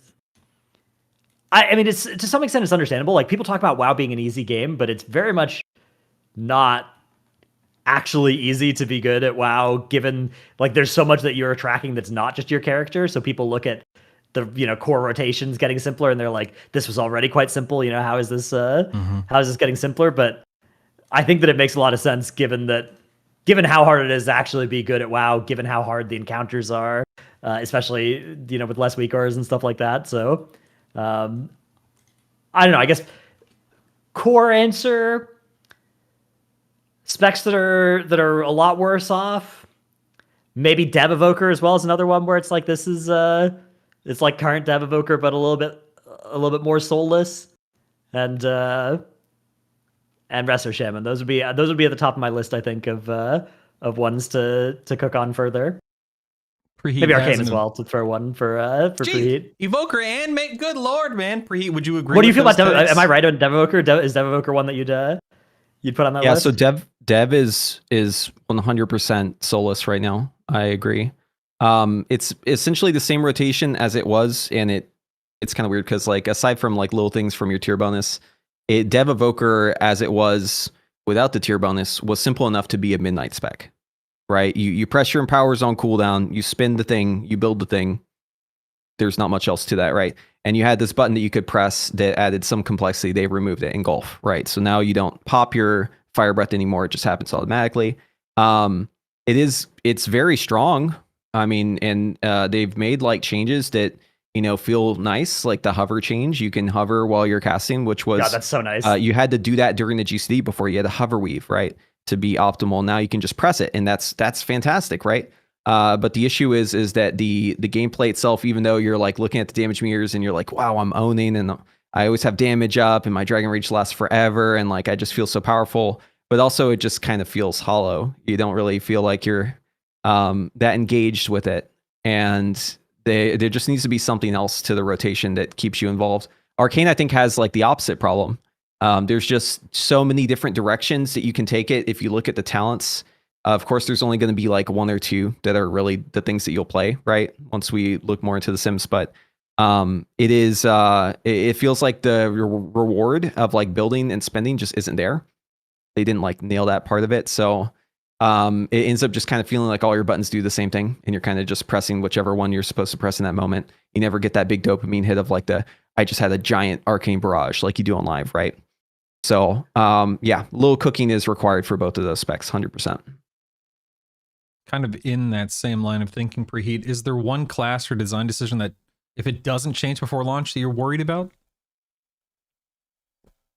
One design decision. Let's see. I mean, it's hard to put my finger on exactly one. But there's that many, eh?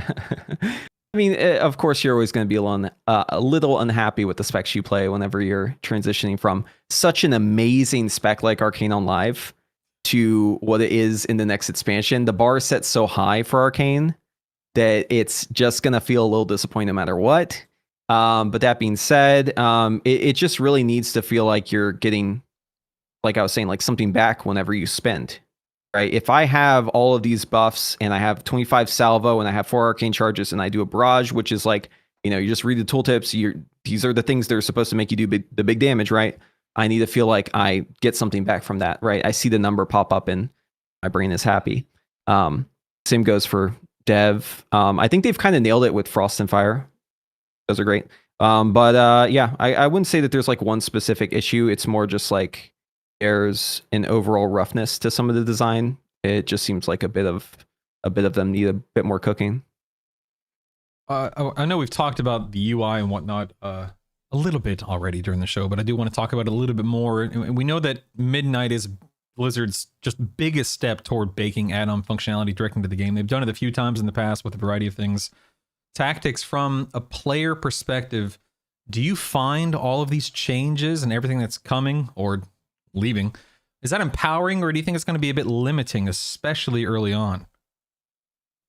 I mean, yeah, for sure. Initially, it's going to be a bit limiting, but I don't think the limitations they want to impose are necessarily a bad thing. Right? There's lots of things that I'm sure everyone here would agree with probably should be limited, right? The power of weak auras in combat, right? There are certain things like tracking cooldowns on nameplates, which Blizzard has decided, we don't want you to be able to do that. Maybe that was a little bit too strong. I think the problem here is that, at least in the short term, it seems like they maybe jumped the gun a bit, right? I don't know if anyone is really expecting them initially to roll out the add-on apocalypse or whatever in Midnight before they announced it, right? I think personally I was expecting them to kind of slowly implement these things and iterate off them and then maybe do that in the Last Titan. And now we're seeing them try to push that for Midnight, and then we're seeing them have to peel back on certain things that they're not going to be able to have functional for the expansion. And that means, like we've been talking about, add-ons are kind of creeping back in. And now, instead of just having a few different add-ons, you have to get like 6 or 7 different things to actually be able to cover what you were missing. So yeah, see, I think that's probably going to get better though, right? Because we're just in the infancy of this new system. I think as time goes on, we will have like an LVUI kind of thing that just comes in and fixes all the little issues all in one package. I think a lot of the reason why it feels this way is just it's so rough and early, and it's like one guy has this one thing that fixes this one issue, and then this other guy worked on this one little passion project that fixes this other thing. So it's a little sporadic right now, but I definitely agree with the overall take that like it does feel like we have to go and search for more little things. Yeah, I think there's a category of things where it's like, this is going to take a little bit of time. And that I'm not too worried about a lot of those where it's like, some of this stuff. And I think that's where people make the argument where it's like, Blizzard really should have done that first and then killed the add-ons. But from Blizzard's perspective, like, I think you basically have to do it on a major expansion. You can't do it in a patch, right? So if they're not doing it in 12.0, they have to delay it all the way till 13.0. So I can see why they'd want to pull the trigger on it soon. Something that worries me a little bit more, though, is there are some areas where it seems like the philosophy is kind of lost some of that internal consistency. Like it's no longer all obvious what they're trying to, or they're successfully trying to accomplish the things they set out to accomplish. I would highlight the soul fragments and the Maelstrom weapon change as an area where it's like that kind of goes against the initial philosophy of restricting our ability to see our players, resources and stuff. And there they need to kind of decide which direction they want to go, rather than us ending in a kind of worst of both worlds situation.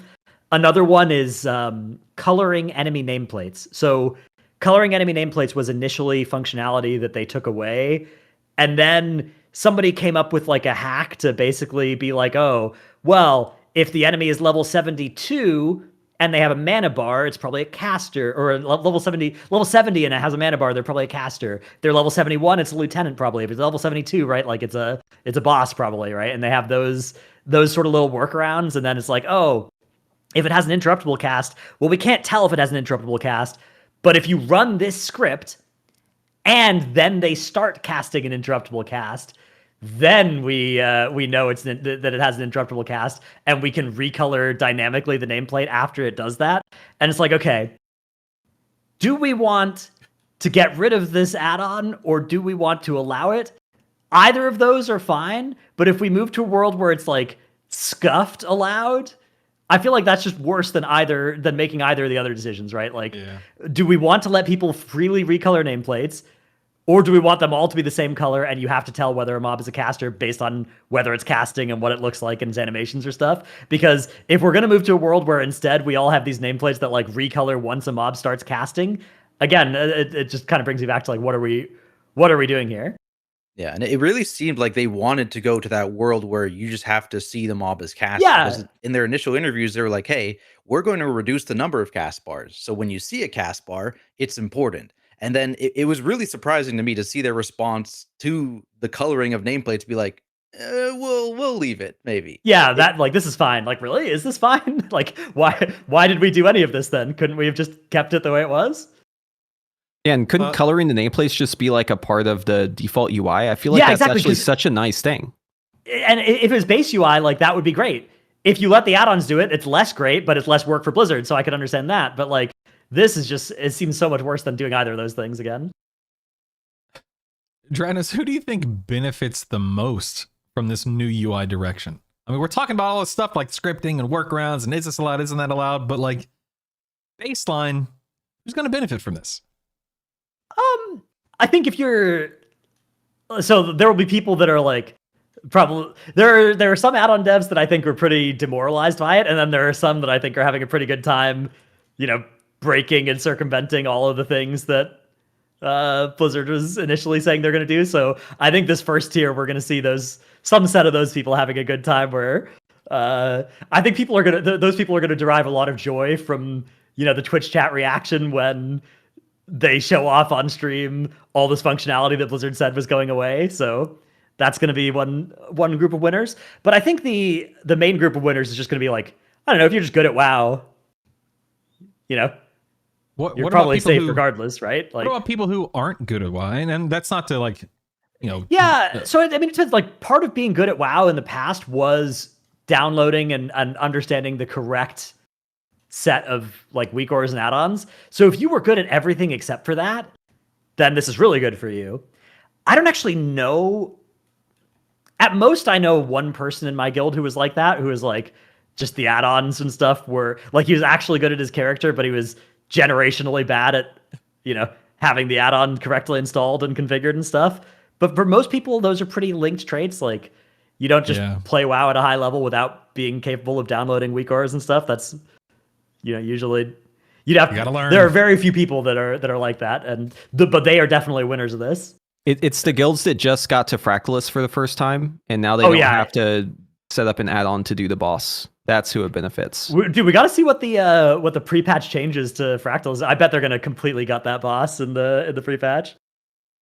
Yeah, it's gonna be like heroic, where you just take it to the sides. Yeah. Who do you think is gonna feel constrained by these changes? Who's I guess there's no real other follow-up to that question, but who's going to feel constrained by it? It's all about necessity, right? It's the people who need those features to do their job. So it's going to be healers who need to know certain aspects of the healing frames that aren't available to them, right? It's going to be the folks who need to dot certain mobs and don't have the visibility to know which ones are dotted and which ones aren't, with like a reasonable amount of space taken, and like the nameplate's not just like playing the little barrel game on your screen flying around, right? It's going to be those groups that are pushing in Mythic Plus, and they need to get out certain stops and manage the mobs, and they don't have the tools, at least at the start of the poll, right? Like we're talking about, there's a lot of things, workarounds that work like as the poll has progressed, where you can have the organization and be able to see the things you need to see. But for the most part, the experience for me, just personally, has been you go into a poll and it feels like the damage just kind of happens. Like you aren't really sure like how to deal with it. It kind of going, I'll segue here, but like, okay, whenever you're limit testing in Mythic Plus, right? And you're doing like a poll and you're trying to see if you can manage this crazy thing that you're trying to do, right? Right now it feels like whenever you get that going, you see things kind of going out of control. You can see it moving in the wrong direction. and you know like where the problem is, but like you can't stop it, right? It's like your stops are uncoordinated. Like you see the cast going off, you can't do anything about it. Like people are even commenting like, oh, kick that guy or stop this guy, and like it doesn't happen, and then you wipe, right? That's how it feels right now. It's like you feel like you lose control. How it feels in Midnight is more like you aren't really sure what's happening. It's just things are kind of happening, and you aren't sure how to deal with it or what even is happening in the first place. You have to like dig through the logs to figure out like what the problem is.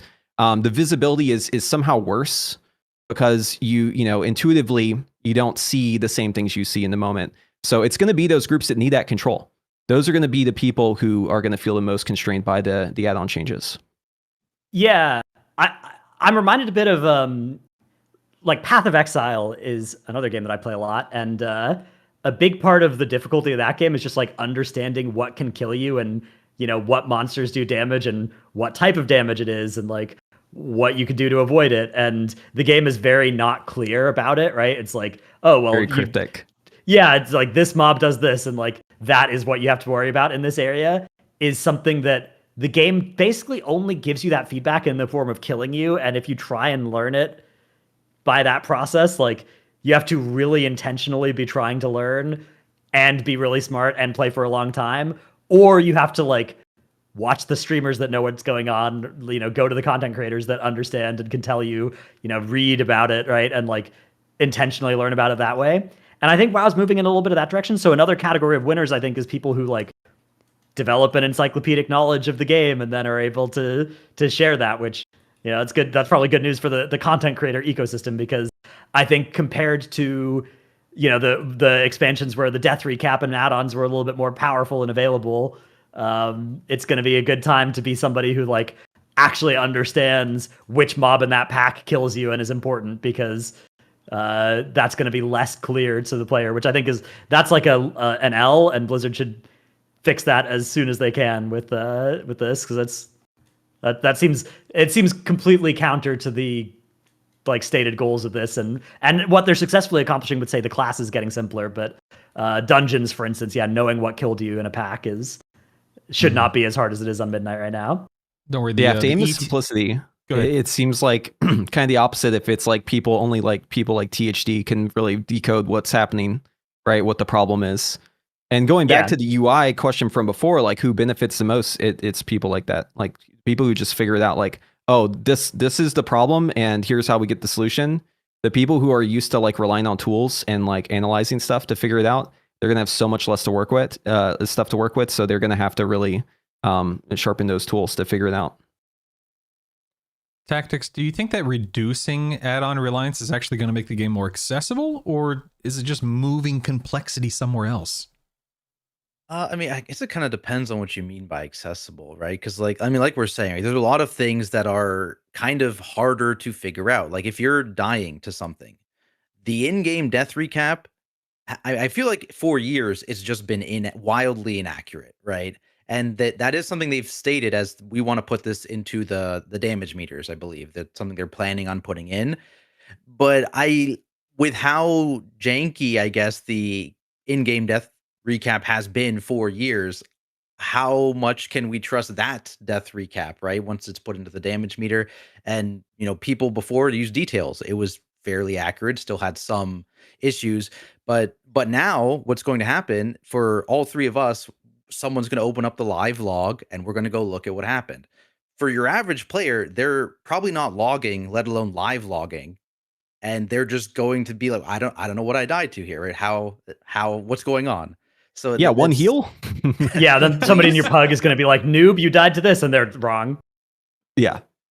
Yeah, so it's like the situation of like it's much less accessible than it is right now with an add-on like details that is so prevalent, right? So it's very hit and miss. The other thing is like a guild like Undaunted, right?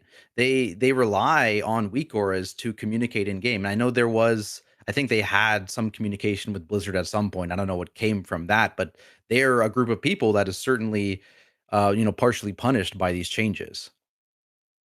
Now, of course, conversely, would you say that it is becoming, the game as a whole is becoming more accessible for people who are getting into the game or leveling up and just reaching end game? Because as we've already established, you don't need weak auras and all these specific weak auras, and you don't need DB and big wigs anymore, and so on and so forth.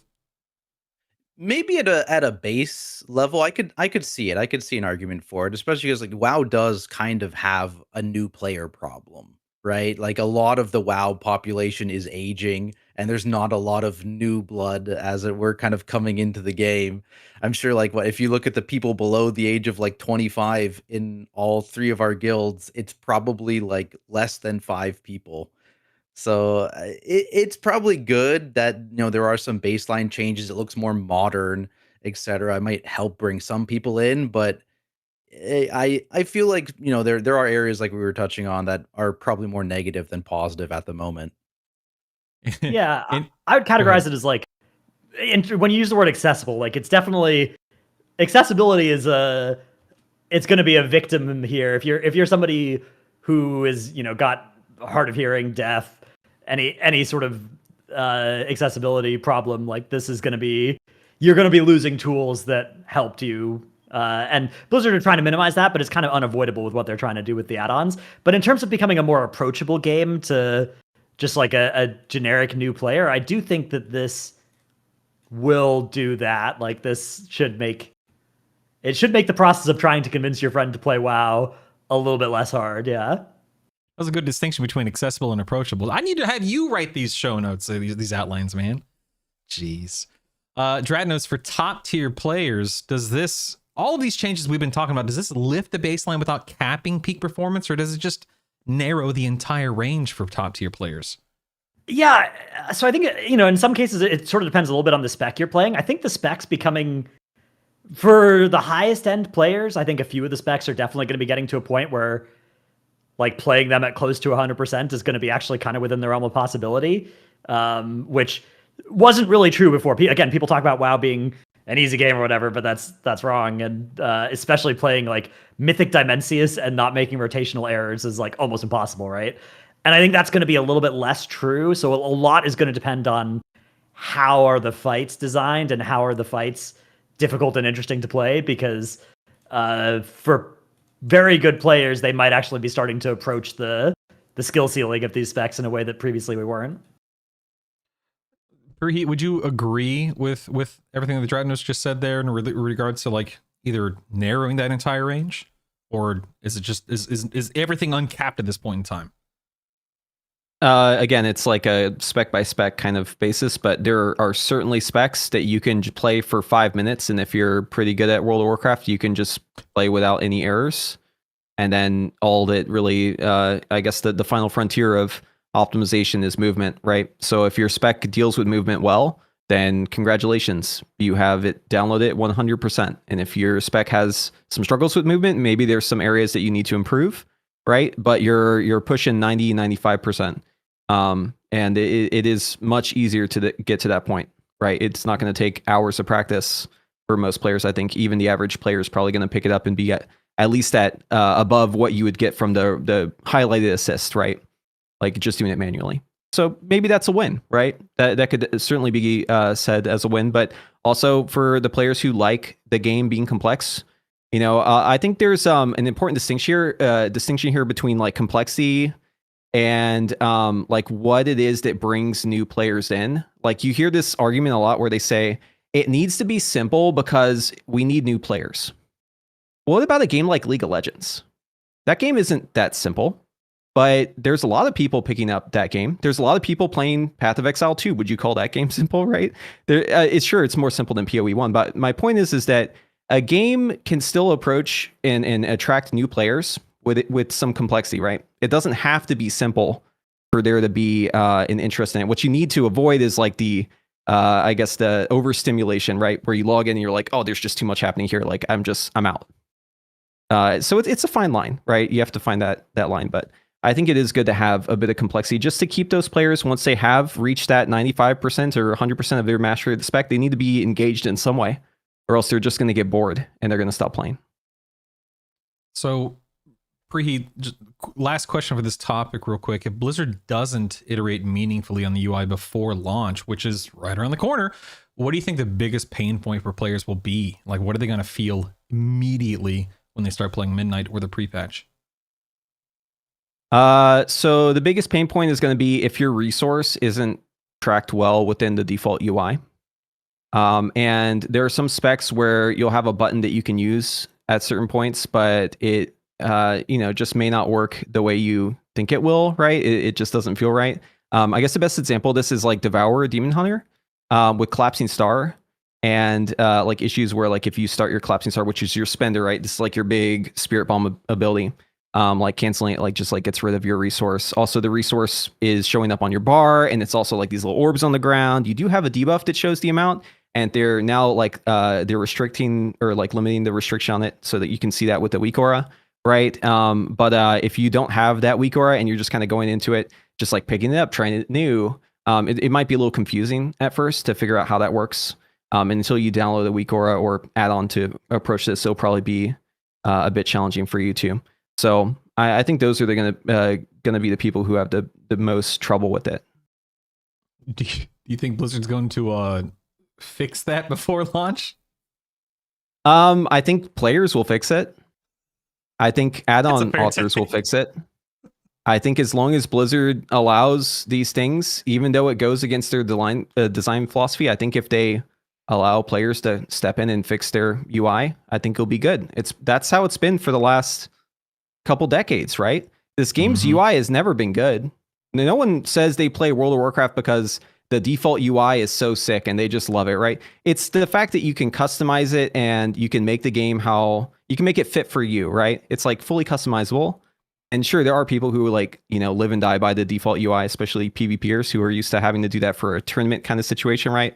Where they get used to that. But I think ultimately it is on the player to make the UI work for them, and it's on Blizzard to allow that to be adjusted. We're gonna shift gears here. We're gonna talk about raiding and dungeons and whatnot. We actually have 2 viewer questions that have come in that work well for this topic here. And Geratnos, first question is for you, buddy. This is from Kaladin. Are you going to be doing 18s on all of your rats after they announced the big 18 thing last week? I don't think so. I think rat keys are probably, the ceiling has probably gone up to 12 because that's like a little better rewards than the 10. But I don't know about going up to 15 or 18 at least early season. Then dude, yeah, by the time it's easy, that'll probably be past the burnout horizon of the season. Tactics question for you. I'm going to send your way. How hard do you think Dimensius will be after pre-patch? And do you think there's going to be testing for it, or are they just going to it is what it is, go? I doubt there will be testing, no. But I mean, I'm trying to think. I mean, I'm sure they did say they're going to tune bosses. I think they're just going to turbo nerf him. Yeah, like just put him in the dirt because he already dies so fast too. It's kind of crazy. Yeah, because Cutting Edge is gone on the pre-patch too, right? Is it? I think you can still get mount after pre-patch up until. I'm not sure. Yeah, they're kind of inconsistent with.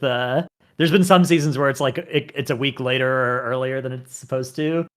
Because I think the way Cutting Edge is worded, it's like before the release of the next raid, but right. Sometimes that's been off. Yeah, I expect the entire raid to be blown up, though. Yeah, I expect you're not going to run into any problems with that. That question was from Mr. Tacit Grunt. One more question from Tudor Doots. Do any of you guys not play with specific people because they refuse to use add-ons? And does that bar a player from joining their guild? I can't say I've ever experienced that. I mean, I've had people who are a total dunce when it comes to getting their add-on set up. It's like they always have some sort of issue. Any week or you gotta like coddle this one person, like make sure, all right, buddy, do you see this? Okay, let's check your version. All right, oh, nope, we gotta update that, right? There are people who struggle with it more than others. And some people I think are just technologically cursed, right? They just always have some sort of weird tech issue. But I've never experienced someone who just like flat out refuses. I don't think you could do that in most guilds. Maybe at the lower end that happens, but I feel like at the high end, like people kind of expect that they're going to have to do things that they don't want to do. And one of those things is add-ons. Yeah, well, it's like, go ahead. You don't have to, have anything except for the fight week auras if you don't want to. But, if you don't have the fight week aura, you're going to get yelled at, right? Because like everybody needs to have that downloaded for it to work. Yeah, good luck. And then like usually if you don't have the other stuff downloaded, you're going to suck. And that's why you're not going to get invited or played with. So everything we've been talking about so far, of course, it feeds directly into how Blizzard wants their content to be consumed and played. So Tactics, who is all of this content as it's being designed, you know, with all these UI changes and pruning and everything in mind? Who is this content designed for? Who is it aimed toward? Who do you think Midnight is targeting right now? The people who've been around forever? People who are, is Blizzard trying to draw new people in? Bit of both? What do you think? I mean, I think it's always a bit of both, right? Like they would be doing themselves a disservice if they weren't trying to get new players in constantly, right? But if you look at even like the high-end raider scene, like nobody really likes weak aura bosses, right? They're like bosses like Fractalus, bosses like I guess Brood Twister, like Echo of Neltharion, right? Those are all bosses that probably would have been better you know, if they were designed in such a way that didn't require weak auras, right? And it seems like Blizzard is being a bit more cognizant of that, right? They're realizing, hey, if we're going to take this stuff out, we need to give you more time to react to mechanics. We need to make mechanics clearer and that kind of thing. And I think in the raid, they've been largely successful. There's still areas to improve for sure, but they are. I think if you're worried about the raid and Mythic Plus and stuff like that, I think it's going to be solid, like it's been kind of historically. And I think there's like a little bit for everyone, but also like we've talked about, there are definitely downsides to at least the current state of the changes. Dradnus, how many bosses have you raid tested so far? I haven't done the testing this time around. It was really unfortunate overlaps with like MDI and other stuff I was doing. So this tier, your name's getting crossed off of this question. This is directed to you, but no more. Preheat and Tactus, I'll just open the question to both of you guys. How do you think the raid encounters are feeling compared to Dragonflight or the War Within? I'll start this one. So it depends on the boss, obviously, but there have been good bosses for sure. Like I've had fun on some bosses. I've also found that some bosses were just kind of like just not engaging enough. But I think that had more to do with how my class was feeling than the boss itself. Like it wasn't necessarily the boss's fault. You know, there are some that are going to be probably in need of more cooking. I don't know. I haven't tested the boss the most recent time, but the first boss of Void Spire, or whatever that dungeon is called, the tic-tac-toe guy, that one seemed a bit raw, I would say, especially for a first boss on Mythic. But I think some of the fights are like absolute bangers. For instance, let's see. Yeah, so we've enjoyed not the first boss of the first raid. Oh, the bird. Alar boss. It's like void and light. I mean, that's a fantastic fight. Like the visuals on it almost carry it alone. And the design of it's like simple, but also has like some complexity to it in the sense that like actually performing the action that you need to do to succeed in the fight. It's going to take a lot to do, even though it's just super simple. So I think they've actually nailed it on that fight. Like they've done such a good job with that fight. There's a lot of other bosses that felt really, really strong. Probably the weaker ones, I would say, would be the two dragons. That one seemed like, you know, we had kind of a strat after we figured out, you know, certain things with dropping the orbs and stuff and positioning the bosses that made it better. That wasn't too bad, but initially that boss just felt like, you know, just mechanics vomit. And also the council boss in the same raid, second to last boss. That one felt a bit rough, I would say. It's funny. I actually did a normal mode pug. I cleared the entire raid. And for every boss, we had to, obviously last boss isn't available, right? But for every boss, we had to go in and I would tell them the strategy. And then, you know, we do this and then we wipe and I tell them why we're wiping and we fix it and we keep going. We get to the council boss, second to last. And I said, all right, guys, just do the fight. I'm not going to explain anything. Just do it. And we one-shot it. And it is one of those fights where I guess it is intuitive, but like maybe a little bit. So, I mean, it's just like, you just kind of go around in a circle, right? Just stand here going around in a circle. There's not much going on there. So overall, I'd say like very good, but there's always one or two bosses that stand out as just like absolute stinkers. And I'm sure they're going to probably change things on those too. So hypothetically speaking, let's say there's someone out there that likes raiding at a mythic level who hasn't raided since Castle Nathria. Would this be a good tier, a good expansion to jump back into mythic raiding? It's always good to jump back into mythic raiding. We need more mythic raiders out there. If you have any interest in this, I mean, seriously, it's so fun. Like the experience of going in there with 19 other people and coordinating and you know, overcoming the challenge. You know, it's something that you won't really find in a lot of games. It's the reason why I love this game, is just the feeling of getting that kill with your team and figuring out problem solving as a group. I mean, these are things that I've just always really enjoyed, and I think a lot of people will find that they're really, really fun. And if you're on the edge, if you're deciding like, is it worth it? I would try it out just to see if it's something that you would enjoy. Yeah, I think every expansion is a good time to get into Mythic raiding. Yeah, I was definitely asking for a friend. No, definitely asking for a friend. No worries there. Preheat, does Mythic Plus on the beta feel more execution driven right now or reaction driven compared to past expansions, specifically the last 1 or 2 expansions? It's driven by how your tank pulls. Really? If Tactics, your you tank, hear that? Take notes. This is all it you, is Tactics. all because you have so many less tools to deal with things and so much less visibility on what's happening. So if you pull certain packs together, that's always bad, right? Like you don't want to pull certain mobs in dungeons. They're banned mobs. But I would say that's even more true now. And if you pull certain groups together, especially a bunch of caster mobs, I mean, you're just so cooked. It's unbelievable. So if you have a tank that's experienced and knows what they're doing, and you just kind of go slow and steady, you're probably going to be just fine. Yeah, because they have definitely done what they said in terms of pruning the overall quantity of spellcasters and stuff like that. But especially when you're in like an open dungeon, like Pit of Saron is like a good example. You can pull a series of packs and have like 6 casters in those. Like if you pull 2 packs together or 3 packs together, or you could pull 3 packs together and you could have 1 caster. And so like the knowledge of the routing in some of those dungeons that still have a few a little bit excessive in the caster department is definitely, it's still required to know those things. And I think the clarity is a big thing, right? Because like even me, for example, we were doing testing this past week in like Magister's Terrace, and I'm just getting owned. We just pulled like 2 packs together. There's like 1 cast. I'm like, what is going on here? Turns out one of these mobs, which there's 3 of in this pull we did, is just getting this stacking buff that is just slamming the tank, and I just could not see it on my UI. Like my UI was not able to show that information, and I think that's a current big problem in Mythic Plus specifically. Is like a lot of that stuff is not clear. Yeah, it's weird because other games seem to have a good solution for this, right? If you look at like in Path of Exile or like Diablo, they'll highlight a mob in a certain color or make it have a certain effect if it does a certain thing.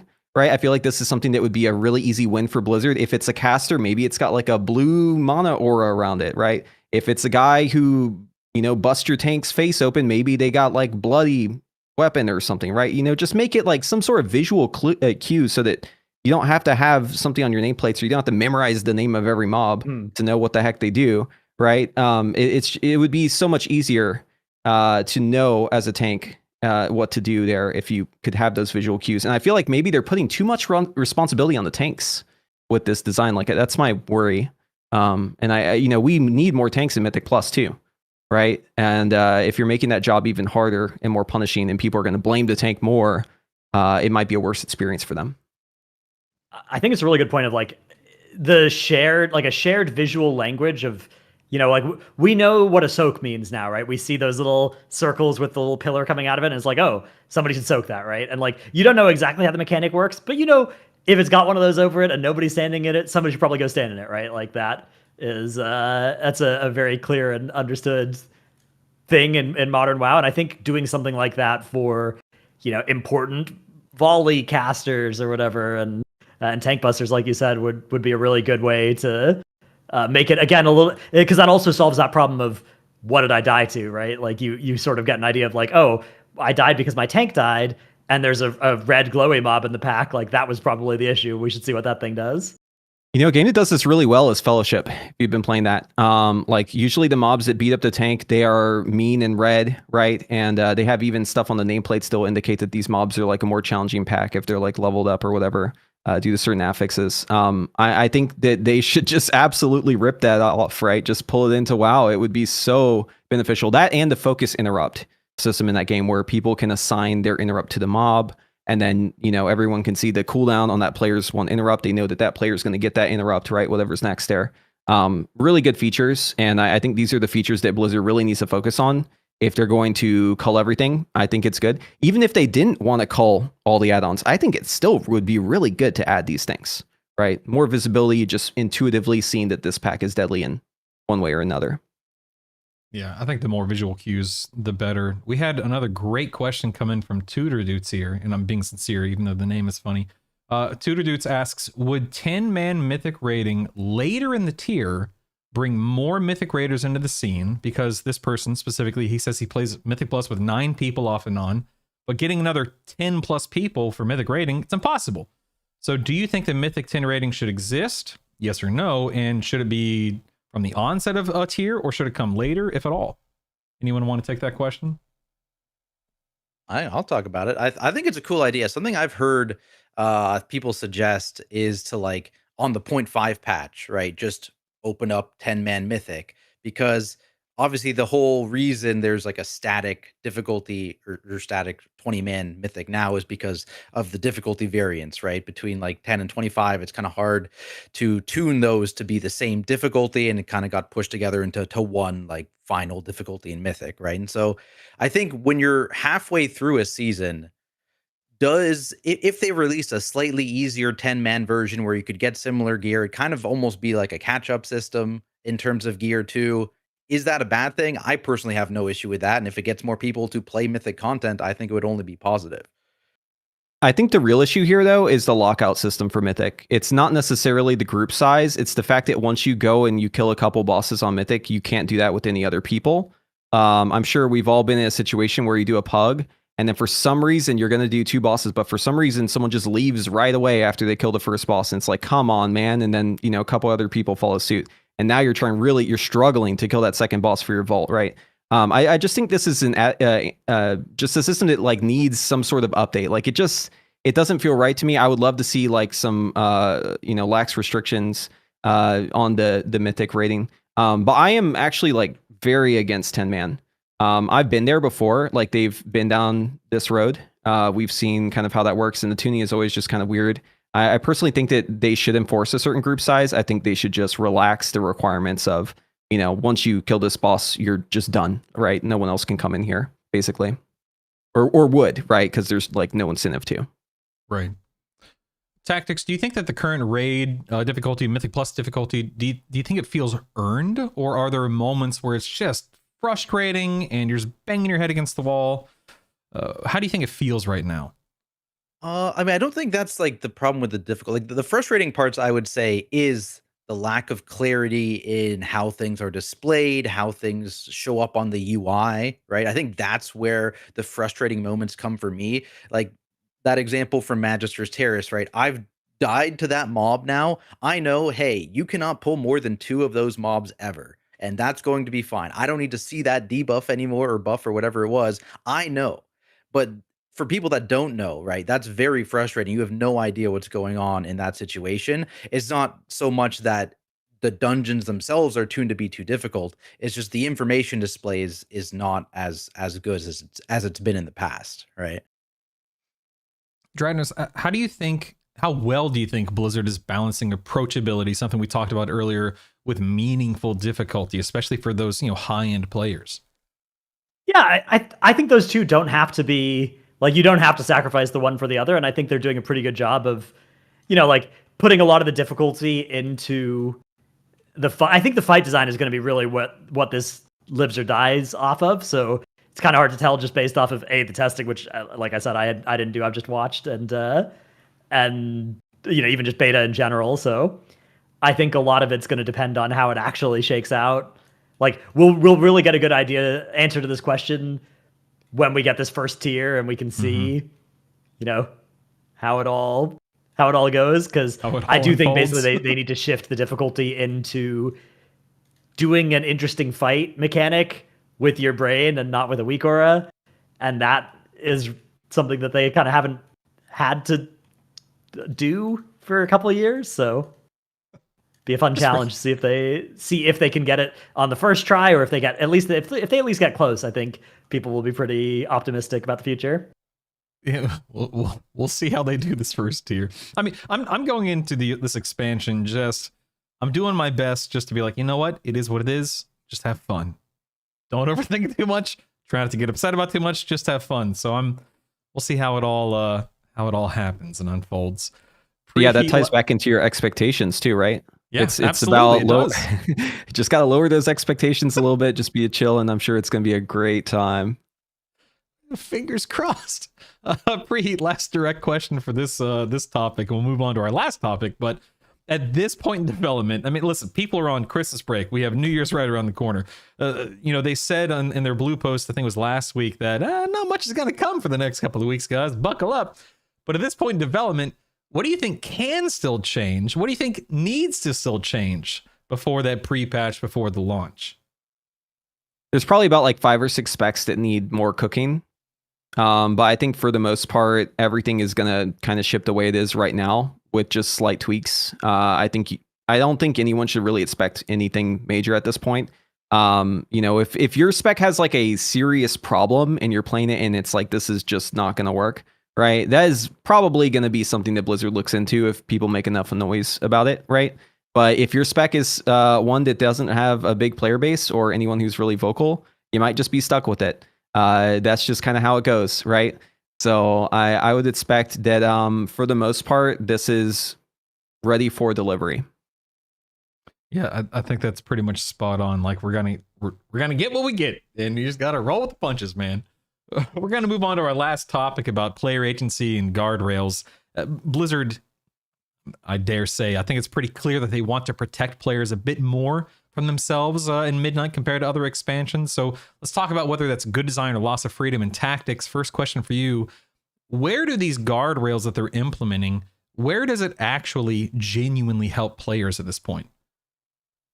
I mean, I think the pro protecting players from themselves is probably a good, because like here's the thing, right? Like if there is a way to get an advantage using a combat week or a raiders are going to do it, right? Like the world first guild does it, and that kind of trickles down, and everyone just does it because it makes your life easier, right? In the long run, even if it's not fun, right? A great example is this whole like macro pressing to activate a weak aura whenever you get like a debuff thing, right? That was not fun. No one liked that.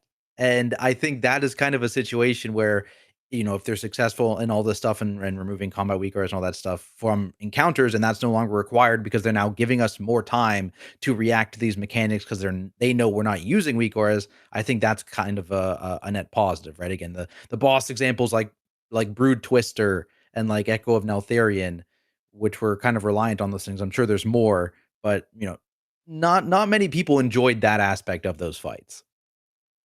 Yeah, it's funny because the macro press when you get a debuff thing was gameplay that arose because Blizzard was trying to change how we interact with, like, they tried to kill fight weak auras by making private auras, right? And then that led to the macro press disaster. So I think that is an interesting cautionary tale for like, you don't always accomplish what you're trying to accomplish with this, and there's certainly some risk that the add-on changes on beta right now are gonna go down a similar path where it's like, hang on, we're doing the same things we used to do, but it's more annoying, but we're still doing them, and it's like worse. Because I think it's a great example where the Firac macro press, for instance, was way worse than if it had just been the way it was before. Maybe that was a good transition to something that will be better in the future, though, right? And that maybe is the Midnight version, but maybe there'll be a couple of patches in the Midnight version where things are also scuffed in some way. Yeah, please. I don't want a tic-tac-toe map to pop up on my screen and tell me the optimal way to play tic-tac-toe. Yeah. You just need like the smartest person in your guild to always tell you where to go, right? Just one person. That's another worry. Like, I do have a little bit of a worry that like a lot of the fight design space that has opened up here is going to be landing on the one person in the guild who will have all 8 world markers bound and like has to just do it all in their head and tell people where to go. That is another fail case that I'm a little bit worried about, although I don't think that would be that bad compared to some of the other last disasters. The last boss, which we accidentally saw pulls of, which was also interesting, is kind of that, right? Like you're going to have someone, probably your tank, bound to have all the world markers bound and just put the order people are supposed to stand in using the world markers. Yeah, like looking at the version that we saw, that little clip, like I think it's fast enough and easy enough that you wouldn't need to do that. And also it's a heroic mechanic.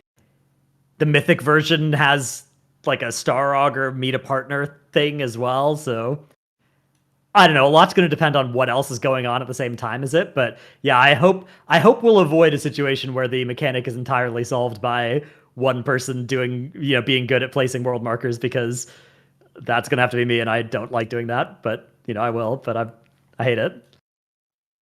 You're just gonna go ahead and accept your fate. Yeah, I mean, it's most end bosses. Usually, the tank has to place some markers, right? Like it's kind of hard to avoid. But there's hope springs eternal. Dratinus, where do you think these guardrails start to feel a bit annoying or restrictive at this point? I don't think any of it worries me from the side of being annoying or restrictive. Again, the main thing that I'm worried about is them failing to accomplish the objective and just making the process of circumventing it be more annoying than it just using the weak ores right now. But still doing the same thing. But I really get why they're trying to do all the things they're trying to do.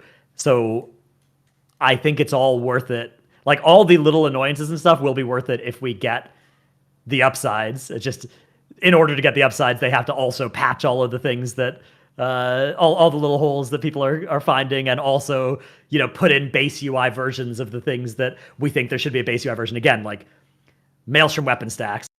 I should not need an add-on to have good tracking of Maelstrom weapon. Like that should be base UI, or this whole add-on change is doomed. Yeah, I think the worst case is that they take the strategy of kind of doing the half measure, and then they move that over to combat design as well when it comes to the rating counters, because then we're going to be back where we are right now, but it's just going to be worse, right? So I think they kind of need to stick to their guns in this case. And a lot of us players who use a lot of add-ons and play at the high end, we don't like these combat add-ons, right? It's just that we aren't convinced that they can really give us the alternative. What we're really afraid of, or I'm just speaking for myself here, but what I'm really afraid of is them giving the restrictions, making it worse, walking back certain aspects of it. Now you can still do it. You just have to do 5 different steps to do the same thing. That's what I'm afraid of. Yeah. Tutor Dudes, man, you're on fire, Tutor Dudes. Another question I want to send your way real quick, everyone. Is it worth, and this is all theoretical potential, blah, blah, blah. Is it worth maybe Season 1 and Season 2 of Midnight possibly being worse for Season 3 and The Last Titan to thrive? Do you think that's how it's going to unfold? I think that would be a good trade. I don't know. I think if we knew for sure that we were going to lose 1 or 2 seasons and then it would all be great, I don't know. I think that is probably a fair trade. The people would definitely be unhappy for a while, but WoW has tanked people being unhappy for a whole Shadowlands before. So I mean, Season 1, Season 2, that's a whole year, right? That's yeah. I mean, it's a long time, but like, I think if they successfully accomplish all the things they're trying to here, it's a big, good thing that they would be accomplishing. Tactics, I saw you nodding along right before Dratinus said something. Did you have an opinion on that? Yeah, I mean, I think it really comes down to like, how bad is it? Like, if it's like, the raid bosses are still designed well, they're still really fun, whatever, but it's just like you have these workarounds that are kind of annoying that we're playing with. I think, that would be fine, right? Like in that situation where of giving up 2 seasons, dealing with the weird workarounds, and then they fix everything, as it were. But if it's like, I don't know, it was like what the time I think the most people ever quit WoW was like the Korthia patch. If it's like that and like the game just tanks, it might not be ideal to wait for that long, right? Here's the thing, like, I don't think we're escaping a couple of seasons of pain, yeah. The worst case is that it's bad for a couple of seasons and then it doesn't get better. I think at this point we're locked into this, like, there's no way they're walking back a lot of this stuff, at least for a while, right? Like, you think about the Shadowlands is a great example, right? Where like Covenant locking took them a year longer than it should have to walk that back, and that one was like a very obvious bad thing that had super minimal upsides and a lot of big downsides. This one has a lot more clear upsides. So I think what will happen is, like, worst case, they will be launching it, tinkering with it. They're not going to give up for at least a couple of seasons. Like, they wouldn't give up and walk this thing back unless it was a complete disaster. And even if it was a complete disaster, I think they would still give it a few seasons. So if that happens and then it ends up being good eventually, and there were some growing pains along the way, that is a lot better than if they have to walk it back. If they have to turn it off after doing it for a whole expansion, right? Like that would be, we would have just lost a bunch of time for nothing. Who's got the add-on ripcord? Where is it? You need to pull that thing, man. Yeah, I mean, what I think, like, especially with them, kind of peeling back on restrictions now, like you guys have been talking about, like Maelstrom weapon and stuff. I wouldn't be surprised if like they spend the expansion kind of iterating on all the stuff that they've put in so far that kind of seem not totally there, so we have like a final good product for like the last Titan that actually encompasses that, and then there's another shift of peeling back on add-ons again. Like that, it seems kind of like the direction they're moving in. Yeah, go ahead. I do think it would be a little tough for WoW's like bottom line, because in a lot of ways Dragonflight was exciting, not just because of Dragonflight, but because of what it set up for the future.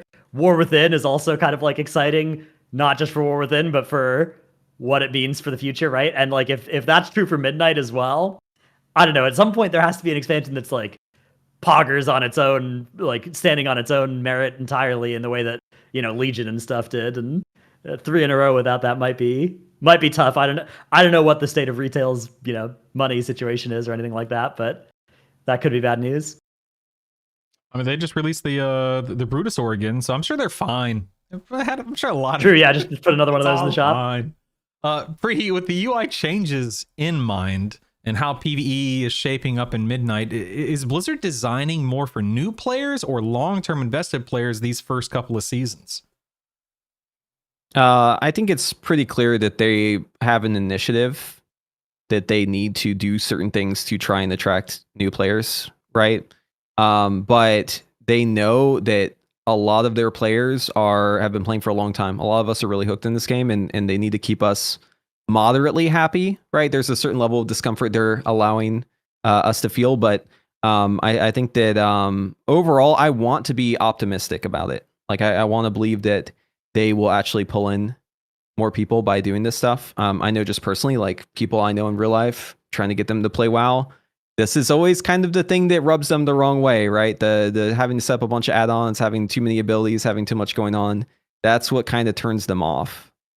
So, I think that I think it's in a pretty good place. UI aside, or like weird exceptions with UI aside, I think the game's in a pretty good place to do that. We'll see if it happens, though.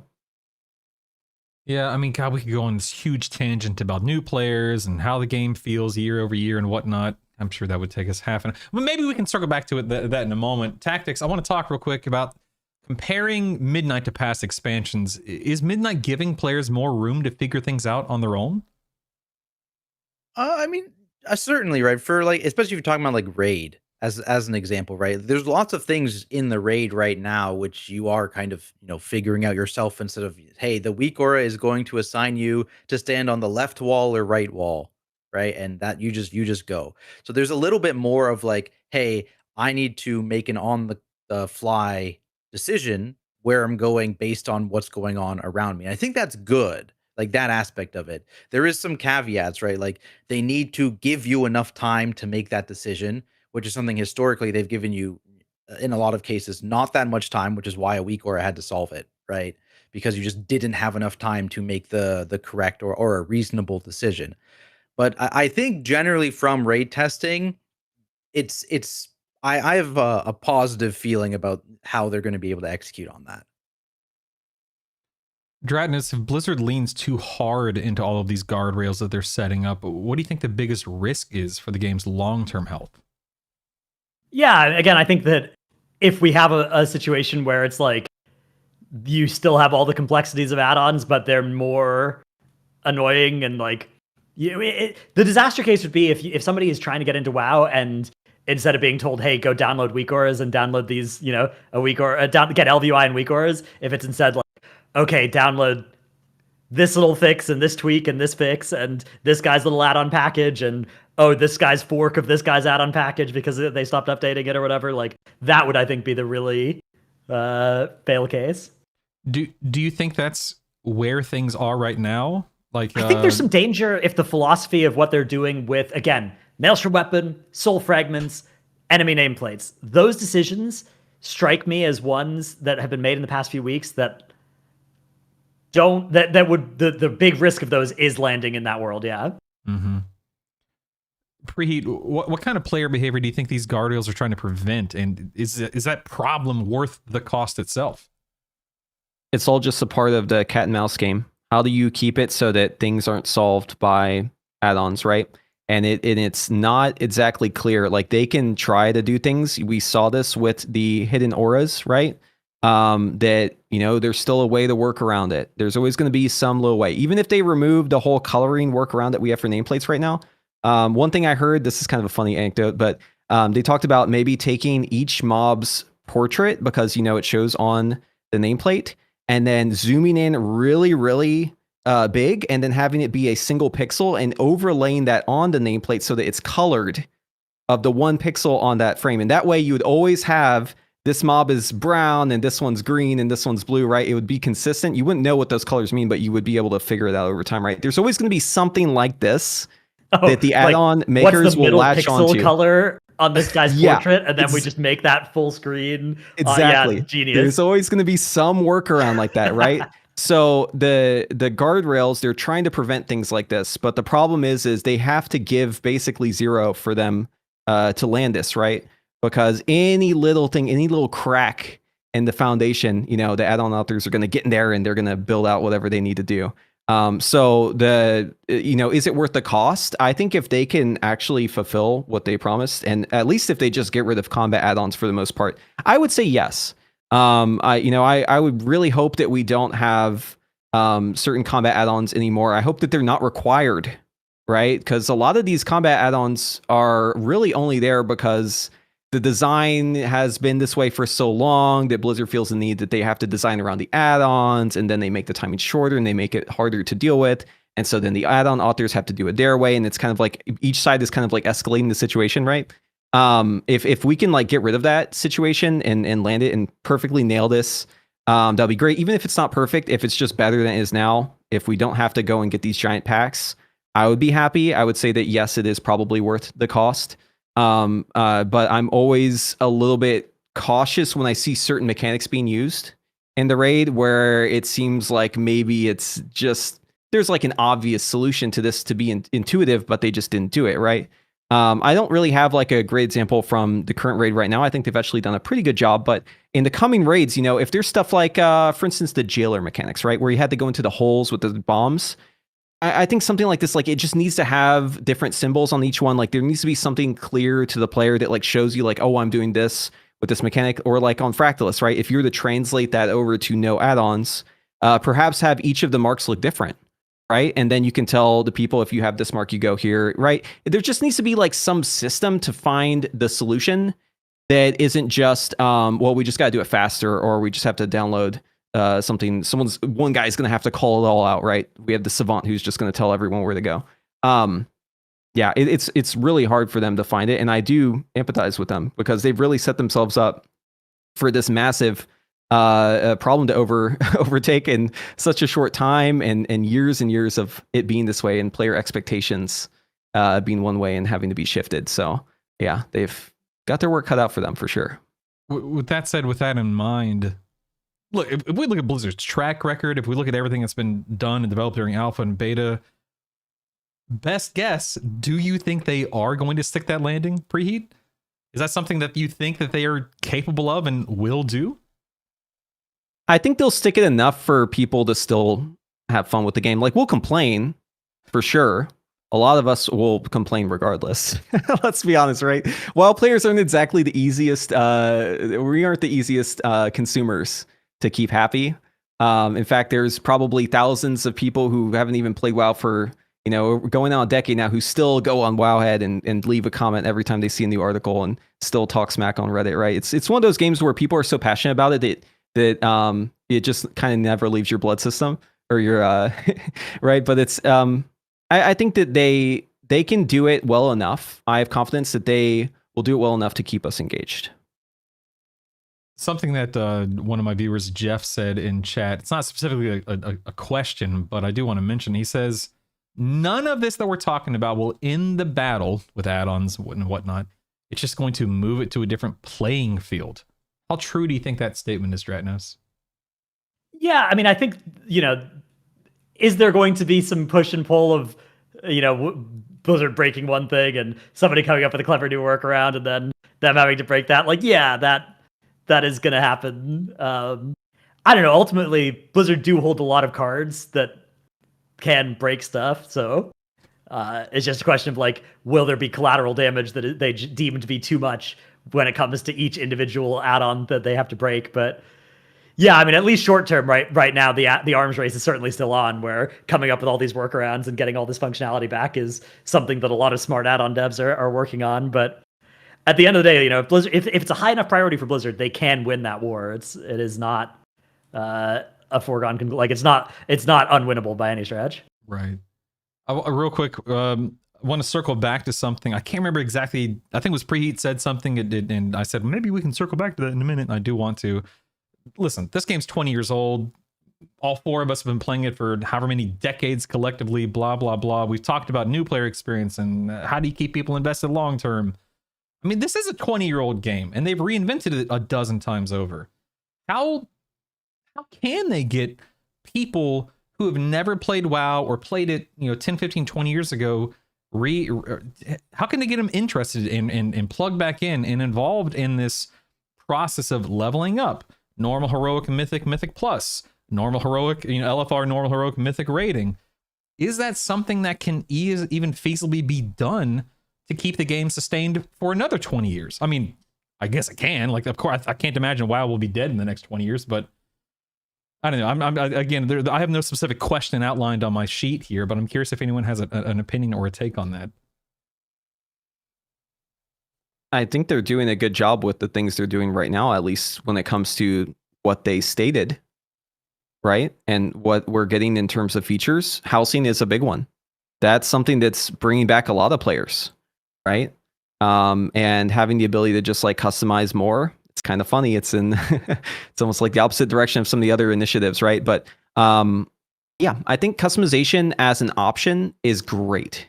I think customization as a necessity, that's where we really have the problem.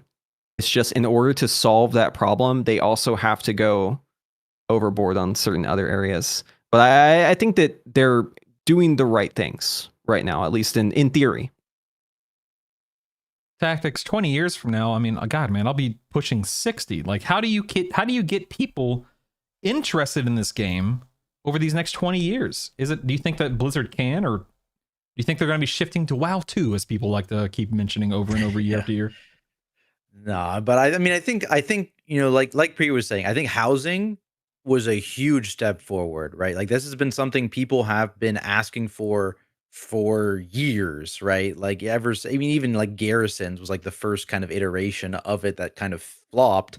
But I think they've done a really, really good job at housing, right? And in terms of allowing people to be creative, I think there was like I don't remember who was, one of the devs was tweeting about it, and it was like, hey, we were going to break the fact that people were making these floating houses, but you know what? It's kind of cool, so we're just going to make it easier to do interesting stuff like that, which I think is obviously like a great philosophy from them. And I think doing more stuff like that is only going to be positive for not only the existing players, but also for bringing in new players. So I think they're on the right track, and I think they've just, it's kind of this constant game of like, how do you bring people in, right?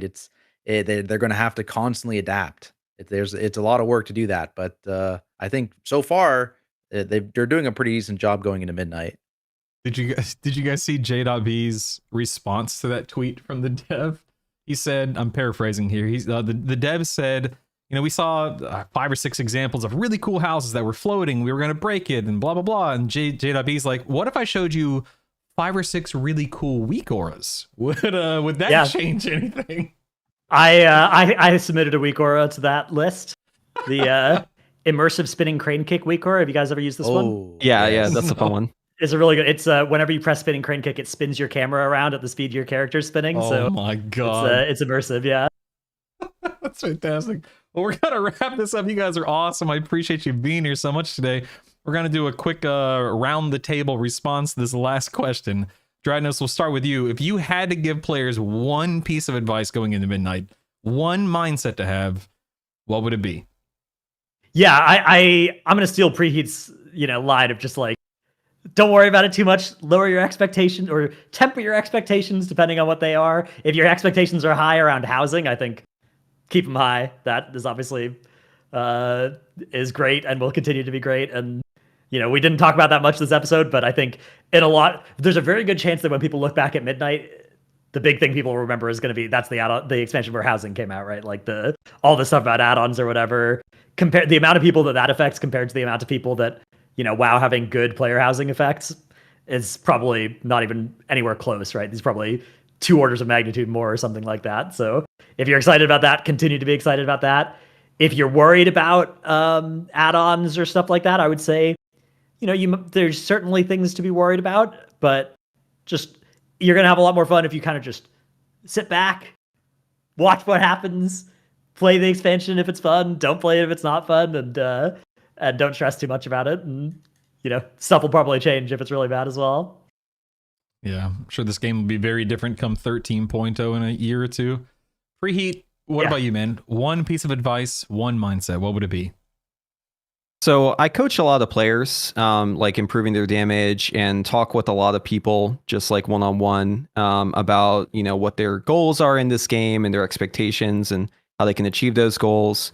And this is just like advice I always give people. It's if you don't have a guild already, you should join a guild, even if you don't plan to raid in a big way. If you don't like want to be cutting edge or hardcore or whatever. You should still find other people to play with. It's like shocking to me how many people play World of Warcraft and just like don't want to join up with a group of people. It seems they're always saying like, oh, I want people to play with. I want to be, doing Mythic Plus with these people. Are you in the guild? No. Well, you should probably, join up with people that you can play with, right? And it's not just like joining the guild in trade chat that's just trying to like spam invite people, right? I'm talking about like a guild where the players actually do stuff together. I think you'll find that this game is so much more fulfilling when you are enjoying it with others and going in, more static groups. And it is an MMO, right? You got to be playing with the other players to get the full experience. Little follow-up question for you specifically. Do you think Blizzard could be doing a better job in-game, out-of-game, connecting people in that case? The tools exist. Do they fulfill the goal or requirements? That's a little iffy. I mean, there's so many tools out there now, though. It's like I swear it's like I never really got to experience this, but it's like the dating apps. You've got like a million different apps to try and find people to play with these days, and just do whatever works for you. Find people, but I always find like just word of mouth is always the best way to end up finding people that you vibe with. Right. And if you don't vibe with certain people, just, try to find other people. You're not stuck there. Right. No reason to stick around. Tactics, what about you, buddy? One piece of advice, one mindset going into Midnight. What would it be? I think what I want to address is like a lot of I've seen a lot of dooming, specifically related to like classes and the pruning that has happened. And I think a lot of people kind of hold on to like the initial alpha release where they're like Fire Mage is dead, Resto Shaman is dead, that kind of stuff. And what I would say is kind of go in with an open mind, because there's been a lot of iteration. I think what Preheat was talking, there's probably like a handful of specs that still need some work, but the vast majority of specs are in a pretty solid spot. I would say some of them are even like improved, like we're talking about Guardian, which is like actually a little bit more complex. And so I would say go into the changes with a bit of an open mind. Don't listen to the latest content creator Doom post video, and just see how you actually feel about your specs changes once you've actually played it. To add that, like, don't go to your class Discord either. Like, you're just gonna see like, yeah, my class is actually unplayable. It's complete dog water. Like, it's the worst it's ever been. Right? I feel like the attitudes in those echo chamber kind of situations get very, very toxic quick. And yeah, the tier list stuff, like, if you're gonna enjoy that content, it's just like, it's like cotton candy, right? Don't expect to get some nutritional value from it, right? Just enjoy, sit back and enjoy, have a laugh. Oh, I think it's sound advice. Thank you guys for being here. We're going to go around the table one more time, but real quick, next week, episode 9, we have a woo. We have Mad Skills TV and LB Ninja. They'll be sitting down with us talking about all things Midnight again.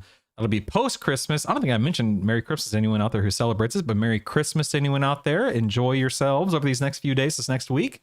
But Dratnos, one more time, where can people find you? Plug yourself, and we'll get out of here.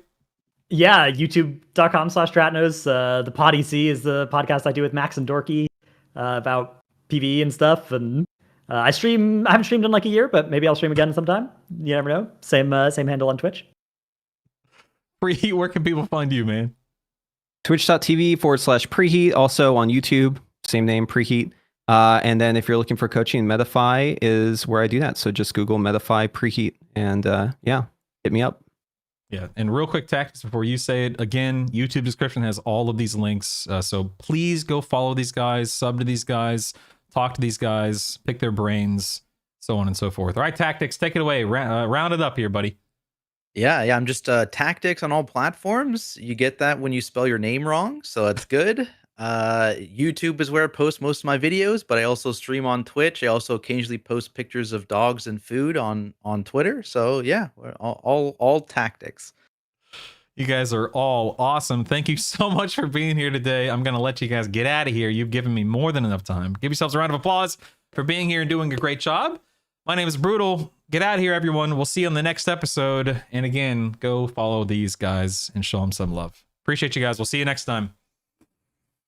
You guys are stinking awesome, and I mean that sincerely. Thank you all three of you for being here today and taking time out of your busy schedules, especially you, Preheat, with everything that's going on in the best of ways for you, man. Congratulations again. I am so happy for you, man. Thank you. Thank you, yeah, buddy. It's the start of a crazy, amazing journey.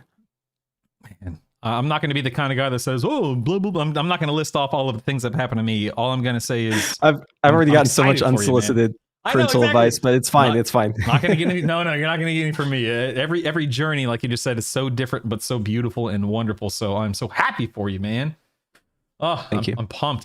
No, thank you. But no, for real, get out of here, guys. You've done me more than you've done more than enough, and you've done a huge favor for me. So I release you. Go enjoy the rest of your day. Go enjoy your weekend, and Merry Christmas to you guys too if you celebrate. You too. Bye guys. See you later, guys. Later. Yeah, see you guys. It was fun. Those guys are stinking awesome, man. I say this every week. The fact that people like those gentlemen show up and hang out and have fun, just absolutely phenomenal. That they would take time out of their schedule to be here with us, to answer questions, to share that wisdom and whatnot. So thankful, so grateful. Thank all of you guys, viewers, for being here today. Tutor Dudes, listen, obviously, I don't think we've ever had any kind of communication. If we have before, I apologize, but great questions. Thank you for being interactive. Druish, thank you for capturing those questions. Anyone out there listening, thank you so much for being a part of the show today. Who's been the worst guest? You, Jeff. You. The worst guest. Of course, I'm not going to answer that seriously because I don't have any kind of worst guest list. I think that if you go back and look at all 8 episodes, Jeff, I think that you'll see that all, what is that, 8 times 3, 24, right? Am I doing my math correctly? All 24 guests, which is crazy to know that I've had 24 people agree to do this over the past few months. But all 24 guests have been responsive, cordial, polite, fun, funny, engaged, etc., etc. So I have 0 complaints. No one has been a standout jerk or noob or anything like that. Yeah, I'm the worst guest every episode. Exactly. Yeah. When is Druish gonna be a guest? Yeah, Druish. When are you gonna? Come on, Druish. Where you at, man? Need you to take care of things. Get on the show. I should have Druish, Alekin, and then Jeff, and then have Druish, Alekin, and Jeff sit down with me, and then Jeff can be crowned and named as the worst guest. So, suck it, Jeff.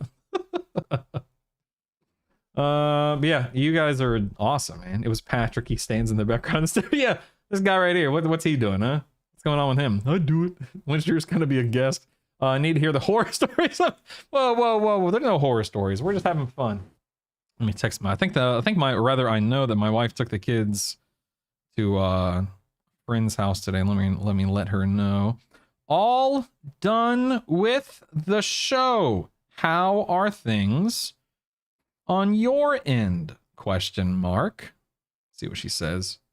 You know, I'm kicking myself. I knew I knew that I forgot to do something prior to like starting the stream and starting the recording and whatnot. Any guesses what I forgot to do? You all heard it.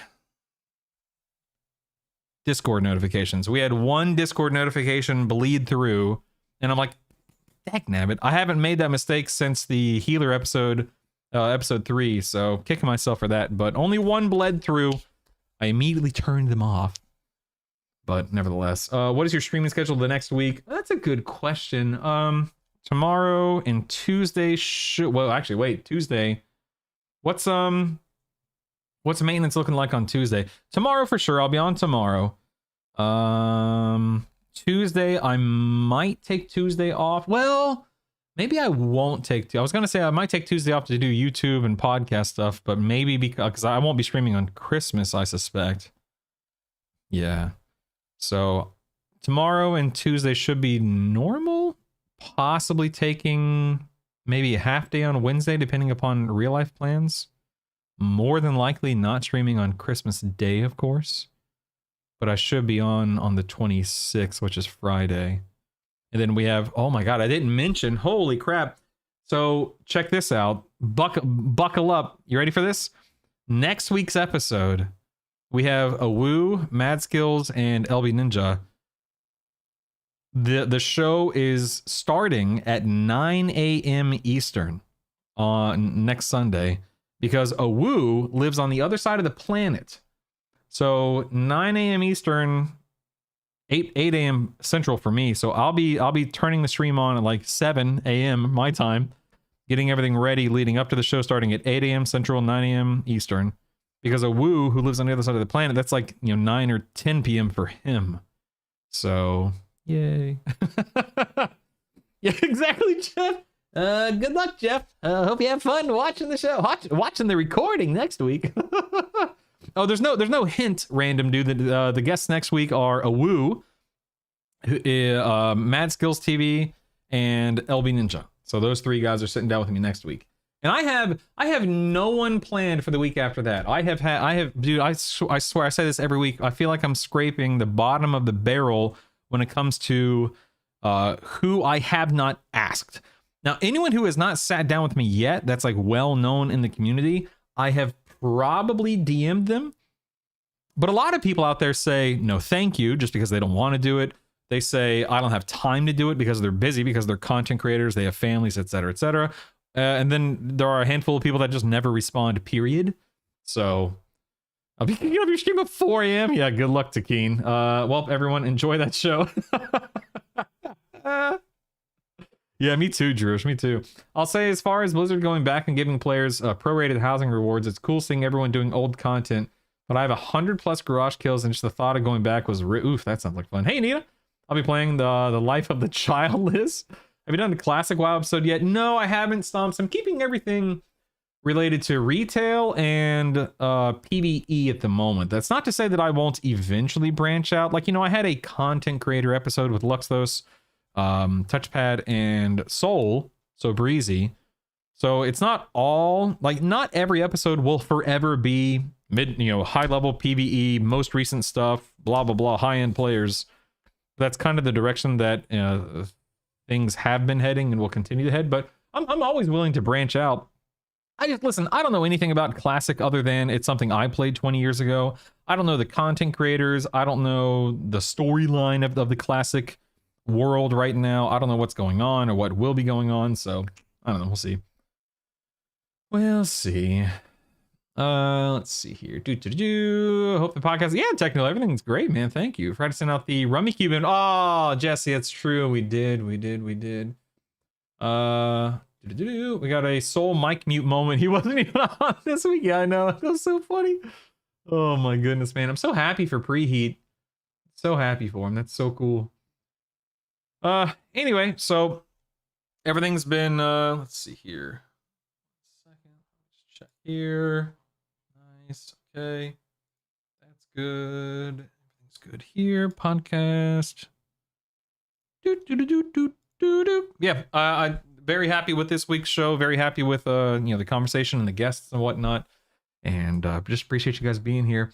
I texted my wife. She's currently still at our friend's house with the kids. They're all playing. But I have the 3 dots right now. So hold on. I got the 3 dots. She's typing something up. Let's see what she says.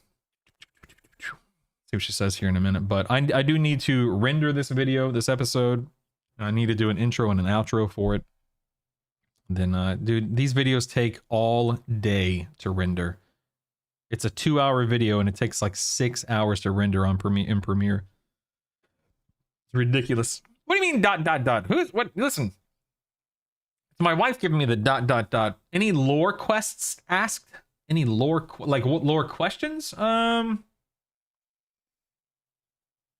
I don't think so. I mean, I've had conversations with Pyromancer and Novel before. Cares? I don't think I know the last person you mentioned, but I don't think we'll be doing a lore guests. Oh, okay. I don't think we'll be doing a lore episode anytime soon. Maybe one day. I guess leading to no response. Then you just stare anxiously waiting for the. Yeah, for real. That's literally what just happened to Keen. Like there were dots and then nothing. So who knows? Maybe she was sending me something. Maybe she wasn't. We'll never know. We'll never know. Anyway, I'm gonna go get to work on this episode. I have clips set up for the next few days, so I got a lot of work to do on clips as well to drum up more and more interest, hopefully. But love you guys. Appreciate you guys. I'll be back tomorrow morning at, what time do I start? 9 a.m. Central, so 10 a.m. Eastern. That's 7 a.m. Pacific. My. Look at me go. Look at me go with my little time zones. But I'll be back tomorrow. And yeah, man, it's Christmas week. We're going to have fun. Ooh, tell me, Jeff, before I get out of here. Tell me. I'll see you in the AM, Papa. Goodbye, Anita. Creve, the creator of... Is that like a D&D? Who the heck is Creve the creator? Is that a D&D joke or something? I don't know who Creve the creator is. I'm sorry. Autocorrect guests, not quests. It's all good, Tutor. Doing 13s now. Ooh, moving up in the world, Anita. How's the Iron First spam going? They even mentioned it in the episode today. I don't know if you caught that.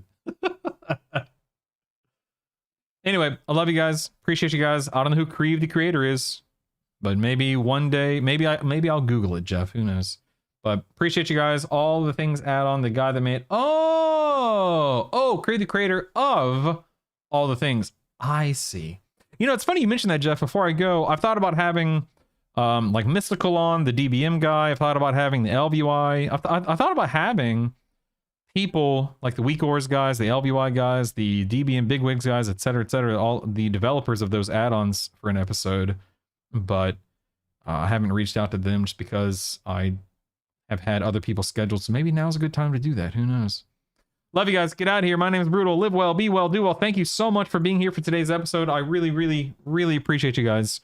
I'll see you tomorrow for just a fun-filled day of who knows what. So take it easy, everyone. Appreciate you. Be safe. Merry Christmas, all that fun stuff. And yeah, talk to you tomorrow.